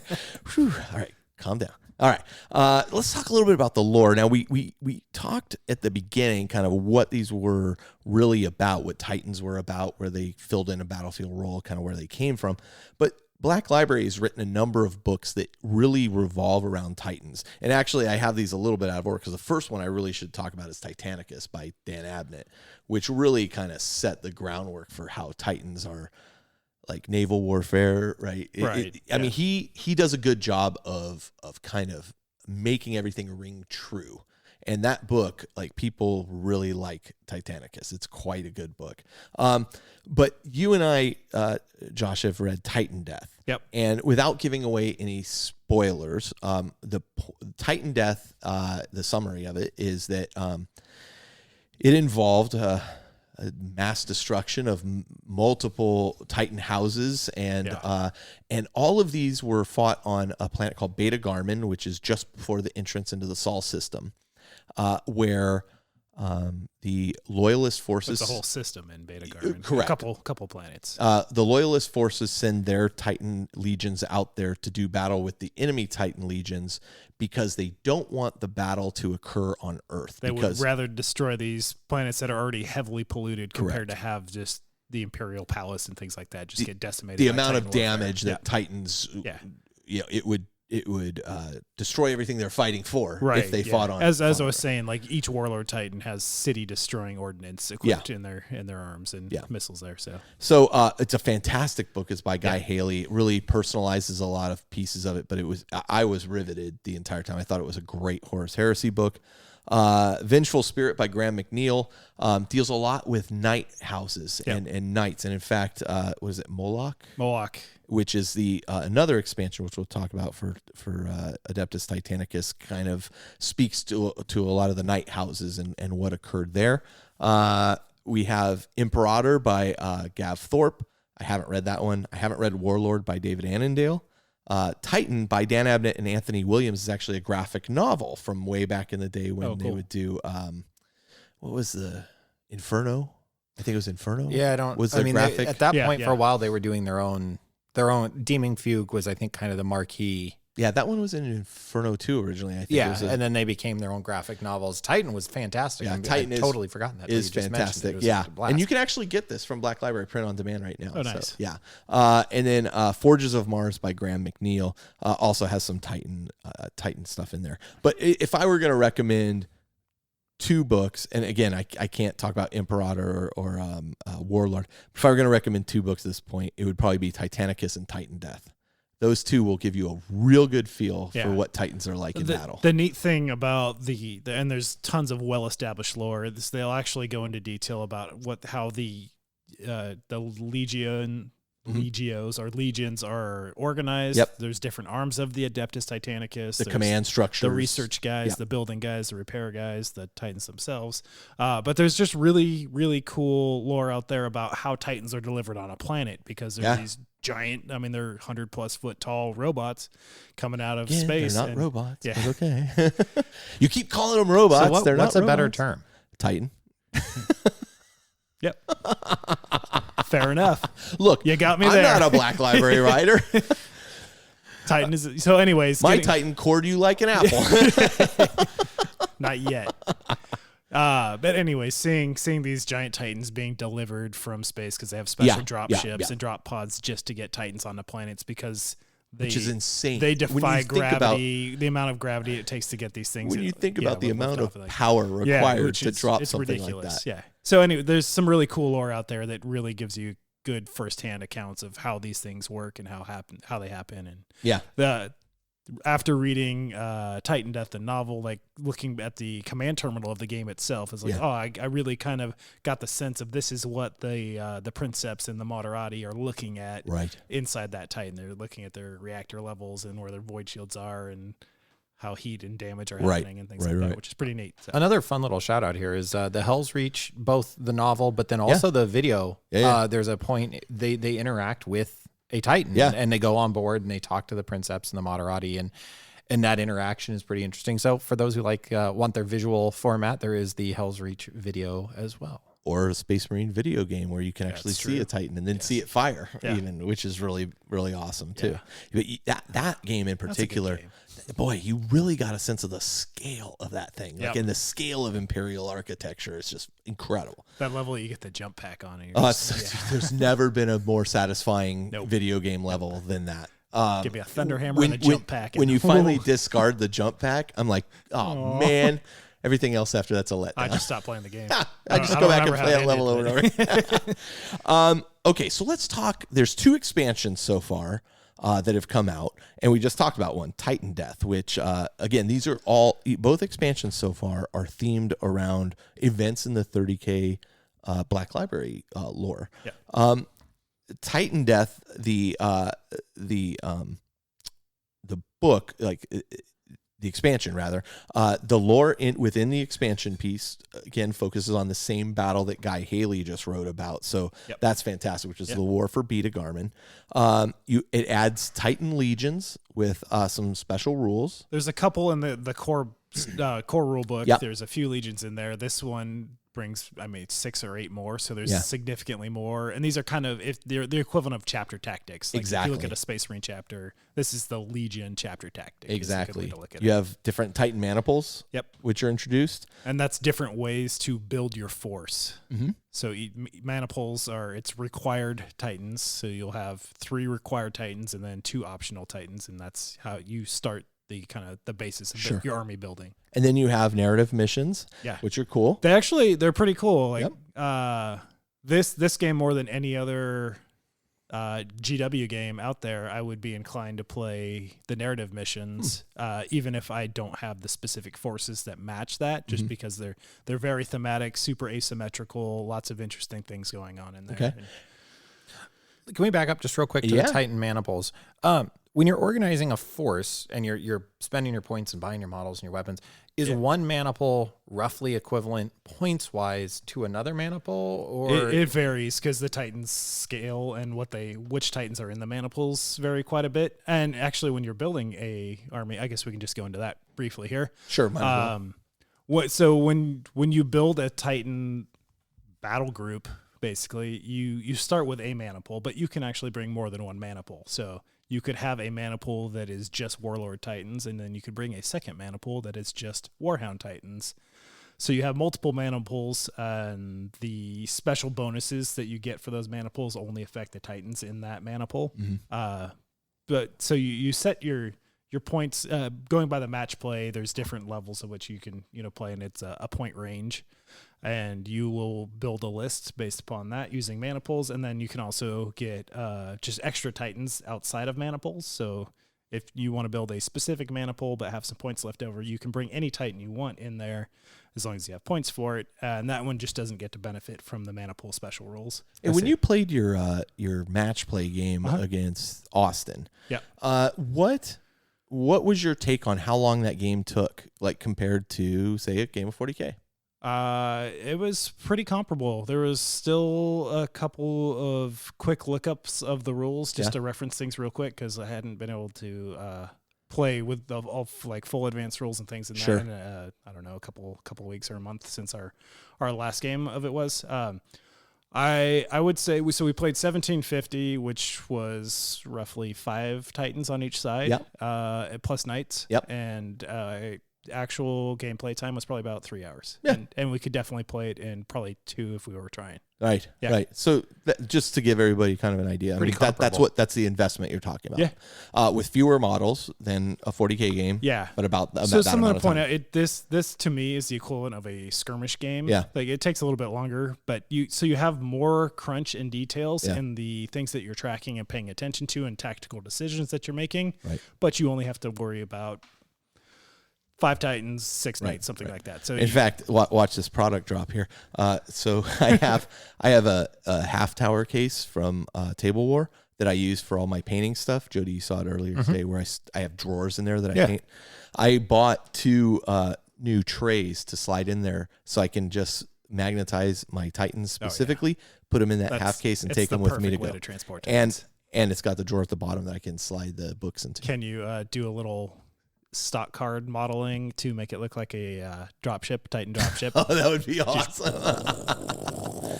That'd be awesome. Yeah. No, it's that's a perfect.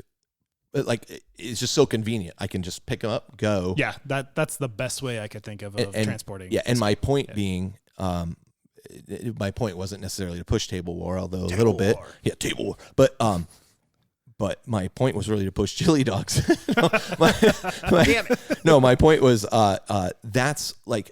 that's how convenient it is. Like it's that small. The other game that I like for convenience sake is Kill Team. Like when I came over to the War Porch, like I brought some terrain over for you, but other than that box of terrain, I just had my Kill Team book and my Kill Team box, and you're good to go. Dice and my little tiny model case. You know, it was. I got to tell you, that was actually really nice to be like, I'm not packing up a whole army and carting it around. Well, that's how I feel about this game. Porsche, so. Right. But that's how I feel about this game too, right? Like I can just carry over this little thing. We're good to go. And I've been, again, playing 40K since 2nd edition, so played a stupid amount of 40K in my life. Yeah. But right now, like just the smaller models, a little bit more crunch to me with Kill Team and Titanicus are by far the games I'm playing more of. Interesting. Yeah. Okay. So then we get to, in this book, the thing you've been waiting to talk about the whole episode, the Adeptus Titanicus campaigns. These are in the Titan Death book. Yep. So tell me about these, because I haven't read it yet. Oh, it's phenomenal. I'm so excited to run a campaign. Not only because part of it's because this game is so thematic, not only in its execution, its aesthetics, but just the lore behind it. Yeah. The campaign system they have in here, it's a pretty simple campaign. It can definitely be adopted to multiple other games outside of this, but it's a beautifully executed system of linking games, and there's 2 options provided in there. One is just you basically link your games together, and the other is to actually run a map campaign where you have territories that are worth different points, things like that. What I really like about the campaign system is they have built in is after a battle, Titans need to repair damage that they have. So surviving Titans, actually, you're going to pay points to repair damage on existing Titans. Titans that have been destroyed in the course of a game, you actually go and salvage. So you can salvage points off them. Or if a weapon was on a Titan was destroyed, but the weapon was still intact, you just take that weapon back. So your crews come out after the battle, they salvage the weapon. So you have this weapon in your arsenal to equip on a future Titan. Interesting. So you keep gaining reinforcement points. Your crew actually gets experience points. So as you get engine kills, you get experience points for surviving battles. You get honor points. What you can do with those experience points is it gives your crew rerolls, which rerolls this is not like 40K where you have a captain and a lieutenant and you're just rerolling everything. Rerolls are actually pretty rare in the game. So getting a couple of rerolls from having an experienced crew is actually huge. Yeah. What I really like the idea of is running a map campaign where it's a planet or a small planetary system. And different territories are going to be worth different points because you have basically hive cities, spaceports, fortresses, ruins, and wastelands. And each one of those has points that they're worth, defensive bonuses that you get there. You have multiple players choosing to... You have the attackers basically declare wherever they're going, and then you have defenders declaring where they're going to defend, and you could have fun, interesting 2-versus-1 games that way. You know what I have? I have a ton of those planetary empires. Yes. Yeah, that would be those be the hex tiles. Yeah, that's immediately what I was thinking of. Too. I have a ton of. I have like 3 sets of them. Yeah, plus the fantasy ones, so you can mix those. This summer, so probably starting next month, I think I'm gonna start. I'm gonna run a map campaign. Well, and then you just blue tack a knight in each person's colors onto the board. And so the knights represent force dispositions. Where they I don't know if that's how it works, but it could work well. Very cool. But you can control multiple territories. So, but anyways, it's really, really a neat system. And it should be said, the system, how cool it is, takes up like 6 pages of the. Oh yeah, it's super simple. It's streamlined. The thing that I really like is with the map. There's the territories, which again do have different bonuses and things like that. But just the fact that what happens in a game actually really matters because depending on what the injury level of that Titan, you need to repair that Titan, and you're spending reinforcement points to get that Titan back up to full spec. Yeah. Or you're bringing in a new Titan. If your crew dies and your crew had experience, you got to bring in a fresh crew so you don't have rerolls from that Titan anymore because you have to recruit some green guys. Yeah. And it's a super thematic way to link some games together, and very cool. this game's so fun that the campaign, I think, is going to just take it to the next level. Well, I mean, the thing I'm learning from the campaign, which we didn't talk about, we were going to earlier, but since we're on campaigns, let me kind of sidestep into this, is the one I'm running for the Patreon stuff, has really surprised me in terms of how important the games have become to me. The Imperials are kind of running roughshod over a bunch of stuff right now, and I thought we had a pretty good plan as the Chaos Group. I'm not the leader of the Chaos Group. I'm just following orders, and but it's really interesting to see it all playing out, and people are really taking a vested interest. And we've lost 27% of one of our planets, and we're like, we need to start fighting some battles on this planet. Like somebody needs to start winning over here.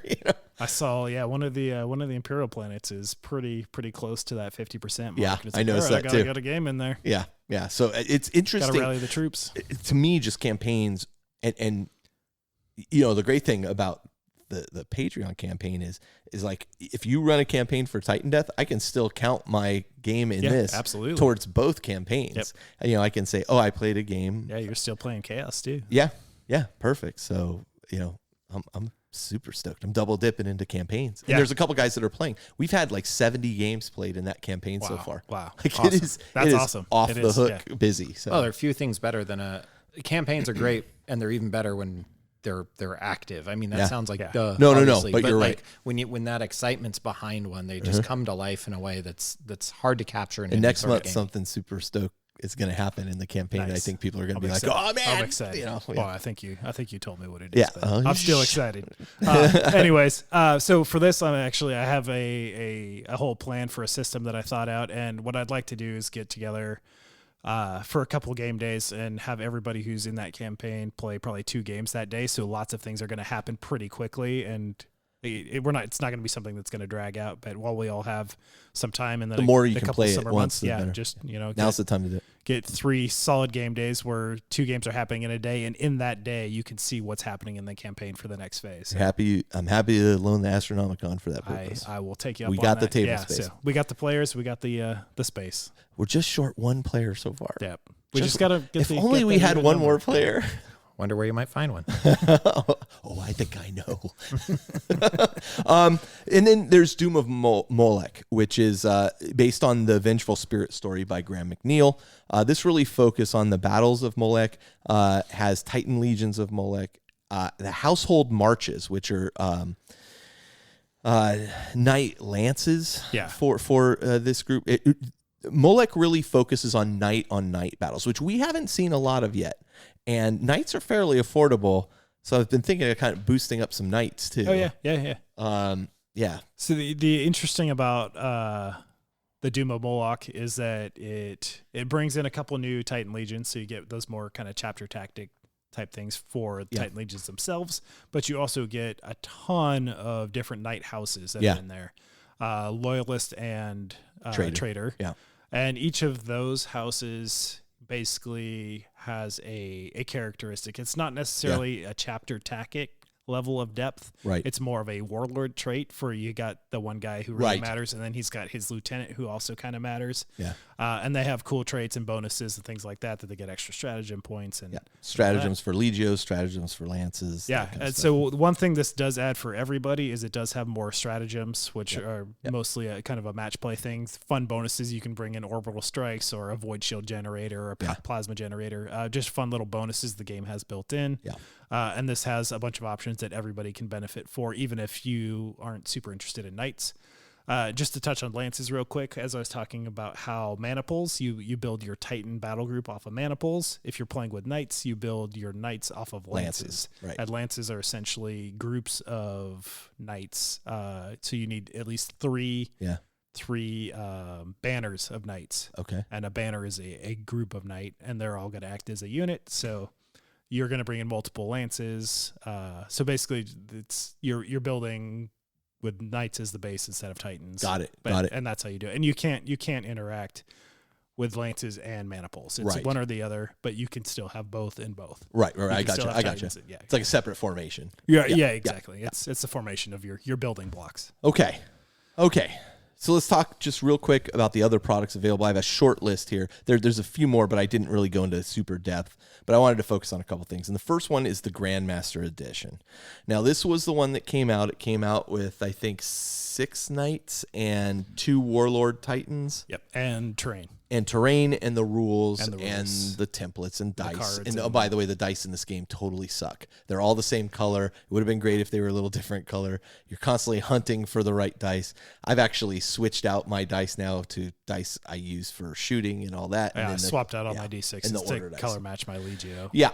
So, to that point, though, one of the things they are coming out with are Trader dice and perfect Loyalist dice. So Loyalist dice are blue and white, and Traders, I think, are red and black. They actually go perfect for your Mortis. Yeah. Okay. The Grandmaster Edition sold out like that instantly. Yeah. But it's come back. Yep. We've had discussion in our group prior to our interview today. Yeah. About, is this really the best way to start the game? And there's really kind of 2 sides of that coin I wanted to talk about. The first is I felt like, if I were getting into this game, like I do not need to buy this Grandmaster Edition. In fact, I felt like, this is probably not the best way as a player to get into the game. I could have quite easily bought the rules separate, which by the way comes in a cool box that allows you to store all those rules really nicely, which the Grandmaster Edition does not offer. And that sounds kind of minuscule, but it actually turns into a deal. I love mine. Yeah, it's nice. I saw yours. I was like, oh man, I should have got that box. Then you can just buy like a box of knights, a reaver, maybe 2 warhounds. You're good to go. Yes, you don't have the warlord, but I feel like the game doesn't require the warlord to play. No, and there's multiple options to buy a warlord outside of that. And so my argument was, well, I don't think this Grandmaster Edition was the best way for me to get into the game. Now, from the company perspective, right, they sell you this, and you're like, oh, well, now I need a reaver, and I need a couple more warhounds, and I could use some more knights. Yeah. So, I mean, from a company perspective, like it got me into it. I think it got me buying the things I needed to buy. It was a couple episodes ago. I think Don brought up that point. And it was a good one. I think they got you. Yeah, and he was right. They nailed me. They absolutely did. Yeah. I still don't think it's the best way to get into the game. But, I concur. But, but you wanted to add a point to this, Jody. Yeah, well, to that point, and from I think at Don's point will still absolutely hold in light of what I'm about to kind of the point I'm about to make, is that as James talked about in his interview, when they were designing the game, they weren't really expecting to get the full scope of models that they got now. One of the things he specifically pointed out was they kind of thought like, hey, we're going to have this warlord and it's probably going to be in resin because it's a specialist game. And he wasn't fully expecting to get the support that they got. So the box we see clearly reflects the intention of what they thought they were going to get into design. Mm-hmm. And I think the reason I want to spin that counterpoint of like, hey, the game designer thought like, hey, I'm going to be able to have this one really cool warlord model and these knights, and that's what I'm going to be able to offer players within the budget that I can work with. Yeah.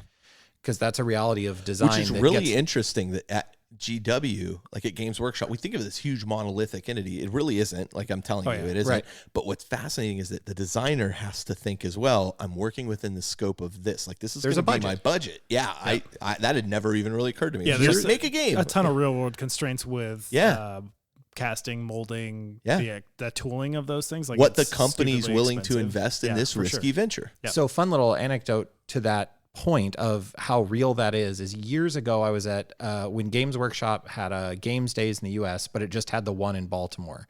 I went with a group of friends there and we got to see all the kind of big names from GW were there, having a chat with them, and we ended up talking to Jess Goodwin, just me and like 2 of my buddies for a long time, which was a treat. I mean, an absolute treat. And we chatted with him, and one of the stories he shared with us is that for quite some time they'd wanted to remake the Rhino kit. And we're talking about the old original Rhino kit that lingered way longer than it should have as part of the product line. And the investors and the parent company... It was definitely company, overripe. They should have cored it like an apple. Should have cored it like an apple, and they did. I think that one's overdone now, Carl. Is it?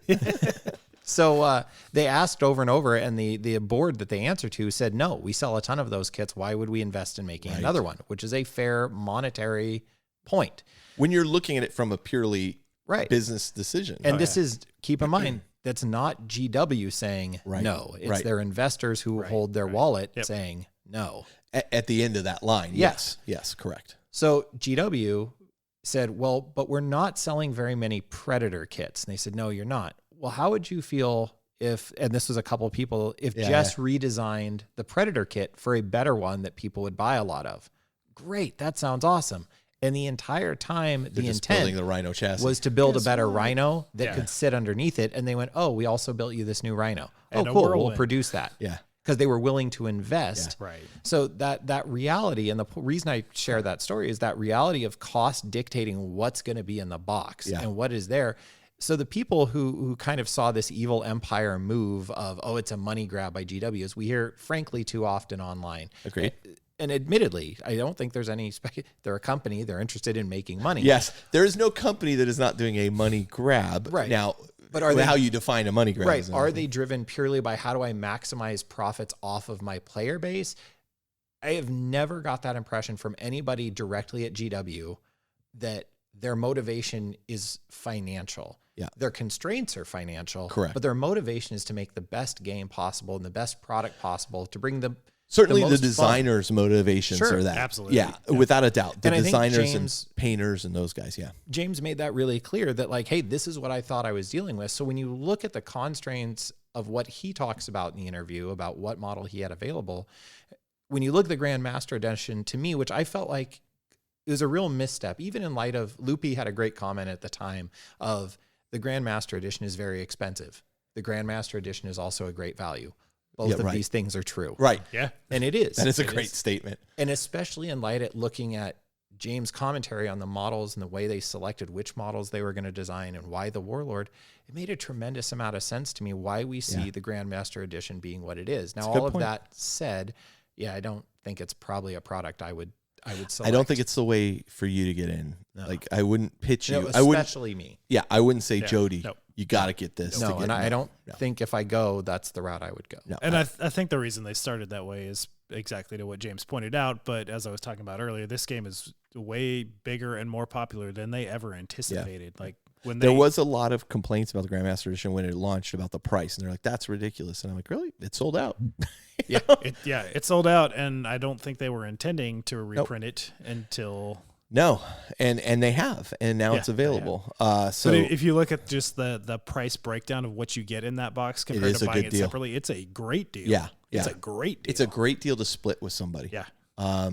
Without a doubt, it is a great deal to split with somebody. But if you want an even better deal, and you want to get into the game in a more reasonable manner, Titan Battle Group, hands down the way to get into this game. Yeah. You get a Warlord, a Reaver, and 2 Warhounds. Yep. And it's a significant price savings. We're like $100+ over the price of buying those kits individually. Okay. Huge savings. And you're set. Great variety of models. And that's an Axiom Maniple. That's all you need. And you can add a Titan or 2 to that if you want to. A couple knights. Grab some knights. Everything you need, except for the rules. You do have to buy the rules separate from that kit. Yeah, but that's it. But again, when you buy the rules, if you buy that set that you have with the box, it stores everything really nice because you have a lot of cards and those kinds of things that they're odd sizes, they're different sizes. So you get the weapon cards, the mission cards, and the stratagem cards. Yeah. And so finding a storage solution for those, I finally went and bought a plastic box to fit them all in, and all my weapon cards fit great. Yeah. So, so I really think Grandmaster Edition has its issues. It's a great bargain. Like he said, Loopy's point was perfect. That nails it. The rule set, I think you can't go wrong with either of these. But if I were going to get back into this game another way and I weren't going to go the Grandmaster Edition like I did because I got, stars in my eyes and I thought I have to have that, I definitely would have gone the rule set and the Maniple. Like that would have been the move. Which that's exactly what I did. So I got the and ultimately rule set, that's what I wound up Maniple, with. And I was able to get both with a local retailer online discount. So got a great deal on what's already a great deal because of the way it's packaged. Yep. And then I got an amazing deal on a Grandmaster set from Adon, so I also pulled the trigger on that. But I've now since sold off the second Warlord Titan that came with that because I don't need it. Steve's buying that one, actually. There you go. So he wants to get in, and I sold the second rule set that I didn't need to IPA. So nice. Oh, sweet. So the other thing I would say is you may want to invest in more weapons cards. Yeah. For specifically the Reaver? Warhounds. Warhounds. Sorry. Warhounds are yeah. So if you have a single Reaver Titan, you have all the cards you need in the basic rule set. What you don't have in the cards, for whatever reason, the way that the card was the rule pack comes with all the cards you need for the most part, except for the Warhounds. If you want to double up any kind of double up weapons, because you get 2 Warhounds, which you do, by the way, in every pack. Vulcan Megabolters. Yeah, Vulcan Megabolters and the Plasma Annihilator or Plasma Blasters are both phenomenal. You only have enough cards for one of each of those, even though on the sprue you come with 2 of everything. Right. But GW did come up with a fix for that, and they released a card pack which gives you like 5 to 7 of every single weapon and it's a very reasonable price for a ton of cards. So I bought one for that. I bought one for the Reaver that we're splitting amongst the group. I mean, one $12 pack takes care of 6 players. Yeah. So it's super worth it. Not a big investment. The funny thing is, I remember when they advertised these, and they're like, "Oh, and you get these weapon, cards," and I'm like, "Oh, cool." And then I bought them, and they were super tiny. I'm like, "What is this?" Because again, I didn't understand. Cards for ants. Yeah. What are these cards and Titans for ants? That's great.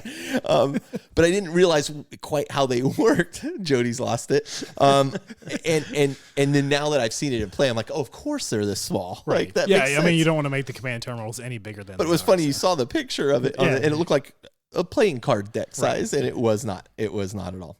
And then you can get various. So the weapon cards, and then there's the Forge World weapon packs that you can buy as well. So, look, there's a ton of other stuff. There's decals. There's one thing to point out with the Grandmaster set is it does come with the large terrain set. Correct. So it is, and that is a good reason that set is such a good value. Yeah.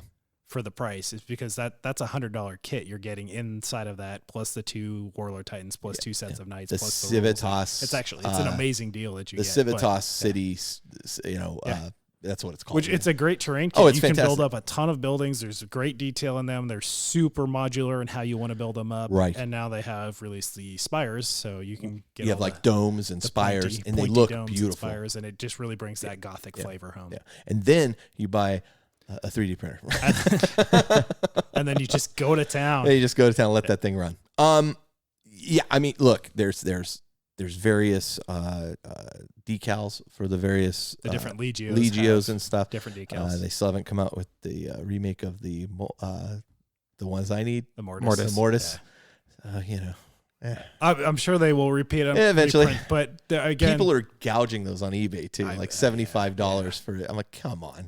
Like I was saying, I mean, there's just so much demand for this game because everyone who plays it is they're in, they love it. Yeah. They're in deep, and it's a small amount of models that you can really take in quick. But you can also take it to the nines for your detailing, your painting, your modeling, because you only have 6 models to paint. So we've kind of touched on the best way to get started, like in terms of purchasing. Yep.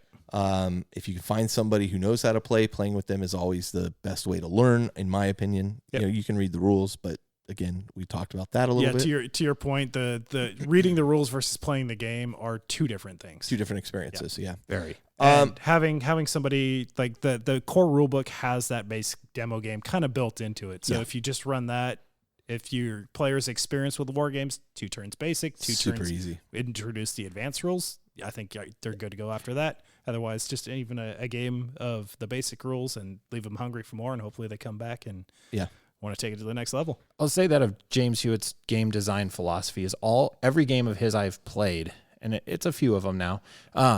He does a really terrific job of his introductory rule sets, his introductory elements.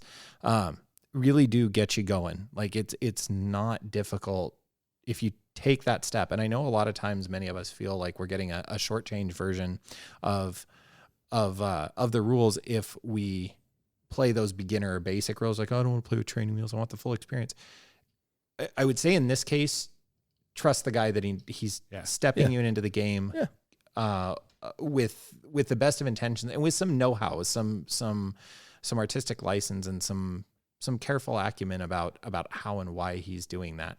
So yeah, give it a shot. I know in his interview he talked about being one of the key designers or principals on the Age of Sigmar release when that was released. And I remember the starting scenarios in Age of Sigmar were probably hands down the best introduction, like how to play a game, missions in a book ever. Yeah, I replayed those and just found them fun every single time. Yeah. Okay, so one of the main criticisms or hurdles people run into about getting into this, other than the financial thing, which is an investment, but this kind of plays into that, is nobody's playing in my area. I've never seen it play. Any thoughts around how do you get people who are in that kind of position, to play? I mean, the first thing I would say is there is a Adeptus Titanicus Facebook group, which is quite good. Yeah, it's quite active and supportive. And joining that and seeing if there are people in your area playing might be helpful. There's a decent amount of people on that group that are just posting, hey, there's an event happening here, and if you happen to be local to that area, that's great. Or you can just say, hey, I'm in this area. Is there anyone else? Yeah, I mean, if you're not fortunate enough to, go down a local store, see people playing, or your friends are hesitant to get involved, I don't know what to tell you. I mean, it is an investment. We're very excited about it right now. I don't know where we'll sit 2 years from now. Oh, I'll still be playing. Well, look, we don't doubt that. I don't know what support it's going to continue to get at that point. Who knows? But it looks, the Specialist Games Group has a pretty good track record at this point. You look how they're supporting Necromunda, the other stuff they're putting out, like it's looking pretty good. They've put out a quality product. People are hungry for it. Yeah. They're going to keep buying it. And they're super passionate about it. And the more people buy, the more they have funds to play with and bring more Titans out, more things to life. And, maybe someday down the road, we'll even see the Elder Titans or the Tyrannid Bio Titans and Orc Titans. Boy, is that a source of contention. It is, but holy mother. Yeah. God. I mean, it's, look, inevitably somebody joins that group and they're like, boy, I really hope they put Xenos Titans. Why does it need Xenos Titans? Blah, blah, blah. Who cares? I'll lay it out like it is. Like, the game is phenomenal. It's so fun and enjoyable as it is. Yep. And anything else they would just bring to it is only going to just keep adding options and flavors and things like that. I agree. To that point of how do I get into this and how do I start playing and how do I, if there's nobody in my area, I would say in that instance, the Grandmaster Edition is your entryway. Mm-hmm. It's not cheap. Nope. But it is, as we mentioned, it is a great value. Yep. And it's a great box to split. So if two people are buying in and splitting that box, you're saving quite a bit. You're saving a ton of investment, and then you're only paying half of that. But you've taken an approach that could work for some people too, which is... I bought 2 of everything. That was not really where I was going. That's the Carl Tuttle approach. Well, no, I didn't buy 2 of everything in that sense, but 9 of everything's Justin's approach. As long as it's Venoms. The way I bought the battle group with the rule set, and then I basically just took a set of Knights and a Warlord Titan out of the Grandmaster set. So now I have a mirror match. I have 2 Warlord Titans, 2 Reaver Titans, 2 Warhound Titans, and I ran a demo game using that. So that's exactly my point. You get all the flavors. I didn't have Knights, which I probably would include in the next time I run a demo game. But just running that demo game was like I was able to run a game for 3 people, and they all got a good feeling for the variety and flavors and personalities of the different. But you buy and set up a mirror match thing like that. Yep. You start running demos for it. If a friend of yours really enjoys it and wants to get into it, sell them your other half of the mirror match. If they're that excited about it, and then you've just recouped your half, and now you have a friend playing. That's a possibility. Look, I'm not going to say there's an easy answer to that, right? No. There's one of the reasons I started playing Warhammer 40,000 was because I knew I could get a game of this game. It was the most popular miniatures game. I can play this anywhere, and that has held true. Is this the most popular game in the world? No, I'm not going to argue. No, it's a specialist game, but it's freaking phenomenal. Yeah, for sure. And have them listen to the show. Have them listen to the excitement of the designers. One of the designers. It is fun. Every piece of this game is entertaining. Every step of the way. Yep. Whereas I will admit, a game of Warhammer 40,000. I'm playing it against Josh. Josh has taken his turns. I'm kind of sitting back, joking, drinking, but not involved in the game during his turn. Here you're involved every step of the way. Yep. It's quite interesting. Yeah. So a really interesting thing to that point is this game does a really beautiful job of bringing in more crunch and old school gaming with no pre-measuring and templates and things like that. But then it also has the modern game design aspects of alternating turn activations, which is a beautiful marriage of the old and the new for me. And the one thing I was going to say towards the local building your community point is part of it is if you build it, they will come. Like if people see how much fun you're having with this game, That's a good point. I think you will see a community forming around that. And if that doesn't happen or is not an option in your area for financial reasons or whatever, there's also big conventions out there. And this game is, you're always going to see this being played at, KublaCon, Adepticon, Gen Con, things like that. Like big conventions, there should be a community there. Or reach out to Josh and he'll apparently buy all your Titans. No, but I think to Josh's point, I think Adeptus Titanicus is one of those games we will see showing up at conventions for a long time as a specialist product. Just like you see internationally, Blood Bowl has been, as I think, the marquee specialist game. Yeah. You've seen it internationally maintain success for 25 plus years. And it's huge. And, a massive and I would say in our discussion today, 25 years without support, and the designers, when they brought it back, were afraid to make too many changes because they were like, this is a vocal and very passionate community that if we were to mess this up, they are going to riot. Right. Possibly, literally. Yeah. And so the designers respected that the community was passionate about it. And it's just that's a fascinating case study. It is. And I think to that end, I think Adeptus Titanicus has every potential to have that same sort of legacy because these rules are so good. One other thing, if you were looking around your community and going, who can I play with? I guarantee you in your extended gaming community, if you have any sort of gaming network community, there's some dude out there who really loved BattleTech. Yeah. Yep. I was that guy.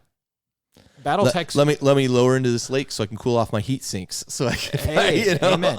And BattleTech conceptually, great game. Was it 2050?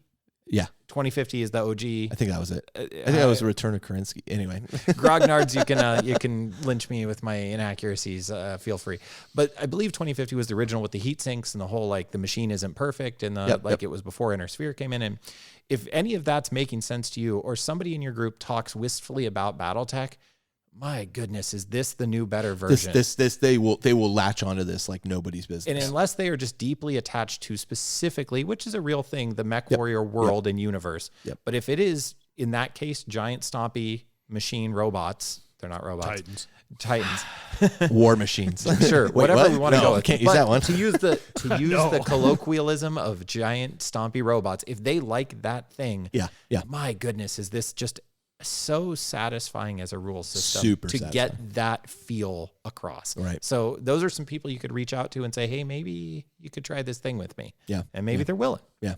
And, if they're not, you can turn around and sell it and recoup some of your loss on eBay. Truly. Truly. And you gave it a go. So, okay, we're going to take a break. We're going to come right back. Then we're going to close out the show. We'll be right back. Hey, guys. I'm Caleb. And this is Kat. And we are CK Studios. We want to invite you and your friends to come paint with us at one of our exciting and fun-filled airbrush and hobby weekenders. Our weekend workshops are 2 days of intense hands-on training, working directly with and learning from some of the top gaming artists in the industry. Whether you're brand new to miniature painting or an experienced veteran that wants to up your game, CK Studios has the workshop for you. Our workshops cover everything from learning the basics and building confidence in airbrushing, all the way up to creating that centerpiece model for your army or display case. For more class info and our upcoming schedule, you can find us on Facebook at CK Studios Come Paint With Us or register directly at ckstudios.bigcartel.com. If you can't find a class near you, that's okay. Just contact us and we'll bring a workshop to you. All right, so we're back to close out episode 189. It occurs to me, Jody, because you reminded me, that I did not mention who the sponsor of the show was, and so I apologize specifically to Max Shelkrod. Thank you so much, Max, for helping us produce this show by donating to our Patreon. We very much appreciate it. If you are interested, if you love the show and you're interested in helping support the show, we have a Patreon. You can go to our website, theindependentcharacters.com, look in the show notes. There's 100 ways to find it. You can find us on Patreon under The Independent Characters. You get access to a lot of great things. At the $2 level, you get entered into a random drawing for being the producer of the show, like Max. If you donate at the $5 level, you get access to our Discord channel. I jokingly refer to it, although Loopy went and renamed the channel. Yeah. It's pretty literal now. I jokingly refer to it that if our Facebook group is the club, the Discord channel is the champagne room at the back of the club. And boy, it's active. It's a happening spot. Yeah, there's over 300 people involved in it. So it's pretty darn active and pretty fun. There's a bunch of different channels in there. That also gives you, by the way, the opportunity to participate in our live shows that we do, and potentially talk to us during the show and be a part of that episode. Yeah, so looking forward to doing that. That was super fun. I've got some great ideas for how we can improve that. So that was super fun. And then at the $10 level, you get all of that stuff. Plus you get access to our campaign, which is going on. And the Somnium Stars campaign is taken off. I was just saying there was something like 70 games played so far. Planets are getting close to changing hands. I'm a little concerned about the chaos side. So guys, you need to step it the hell up. And it's all right. I'm getting my demons back out. And thank God. Wait, what? Oh, good. Okay. So, it's really, really engaging. It's super fun. That campaign, you can go to a dashboard. I update it several times a day just by going and clicking update. And what that does is show you the percentages of planets being taken over by the various teams, et cetera, et cetera. There's all kinds of metrics and stats there. And then we send out once a month a newsletter based on that dashboard, the Psychic Choir, and that includes some select photos and stories from games that were played that are sent in and submitted, where people are telling their narrative stories as to what's going on in that campaign. And you can double dip and stuff like that. So if you're playing in another campaign, such as a Adeptus Titanicus campaign, make it happen. You can make those games apply to the campaign here as well. So I got to tell you, it's taken off better than I ever expected. I'm super excited about it. Okay, enough about the shilling. Listen, I think we've kind of talked. The next note in the show notes was, what do we like about Adeptus Titanicus? And I think this whole show has been a love fest. I can sum it up pretty easily. You sum it up for me. Yep.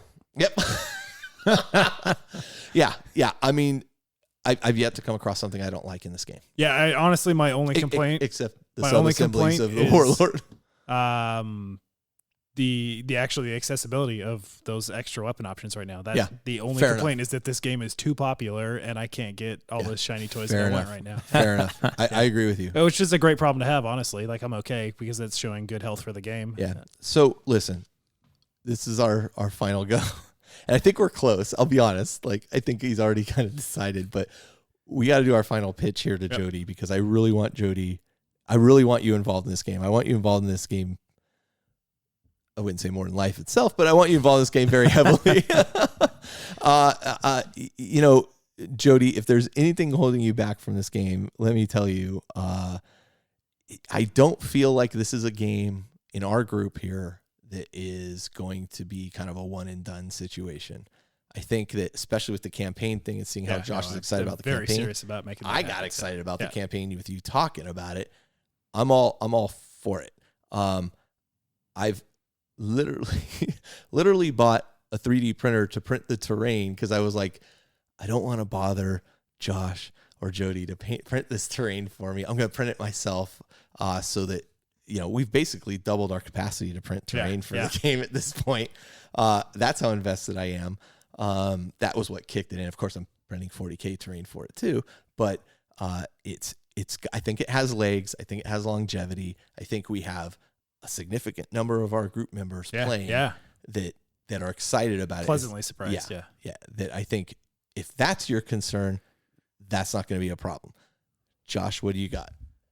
So not only is the gameplay incredibly thematic, rewarding, satisfying, and enjoyable, like I've laughed and had more enjoyment in this game than any other version of the 40K universe that I've played in, and I've had a lot of good times over the years.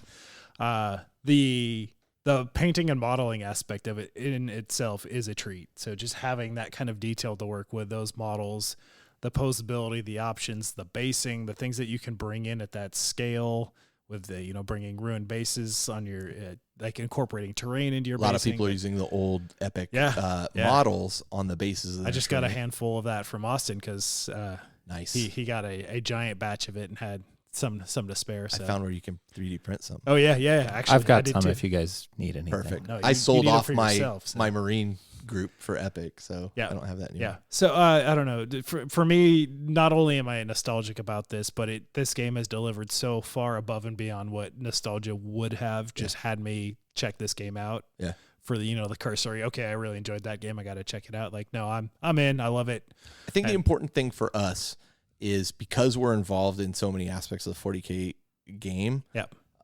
We need to set aside days for this. Like we need to commit at least one day a month that this is going to be a full day of Adeptus Titanicus. And I've been happy to take the reins of just setting you up. organize it. You got the space and I'll organize it and make it happen. And I like it. How many, this coming weekend will be our third game day in a row. And I've played I think some games this on the time we may even also, be able to play multiple games. I think this game we're going to have two games going, and I think everyone's going to have a great time, and you're going to be as invested in what's happening on that other game table because those guys are going to be laughing and like all that. So and I think that I genuinely think that you're gonna be missing out. Like, and I say that like from the heart. Like I think that you're gonna be like, oh man. And we're going to be like, I wish Jody was here. Oh, there's a good suck up. Yeah. So, no, I'm not. Sure. I literally think that's what we will feel. That didn't have the ring of giving each other stick. And it's appreciated. No, I think you will genuinely enjoy this game to an extreme degree and the experience of it. But also, once you see, I'm going to bust out the real camera skills and just get some of those stupidly cinematic shots. And we got a green screen for back. Yes, we do. Yeah. You got lights and a green screen. Do some cool stuff. We're taking it there. No more gamer crotch. All right. No more gamer crotch. Just green crotch. Wait, what? No, that's different. Very different. Paint Nurgle. All right. What are you thinking there, Jody? I don't know. You guys make a good sales pitch. I've never heard anything. So, all right. Listen, we'll find out soon. I think I have a strong suspicion very soon here because Jody's left his closing thing blank. Let's just go ahead and close the show out. Thank you guys so much for joining us for episode 189 of the Independent Characters. This is Carl. This is Josh. This has been Jody. It was Jody. Yes. And we're coming to you from the Astronomicon, where if your weapons aren't causing you to burn your reactor, then you aren't trying. And engine kills are almost as fun as engine deaths. And I can finally admit to playing Adeptus Titanicus, baby. Okay, Bring it on. Yeah. I kind of thought that's where you were going when it was blank, but I am super excited. Like, really. We really came into this episode. People maybe think we're joking. We came to this episode really like we gotta convince Jody to play this. I didn't hit buy until tonight, and I'm like, okay, cool. Now I can hit buy. Oh, nice. It's been in my checkout box for like 2 weeks. It's such a good deal. Fantastic. All right. Thank you again. We will talk to you soon. Later.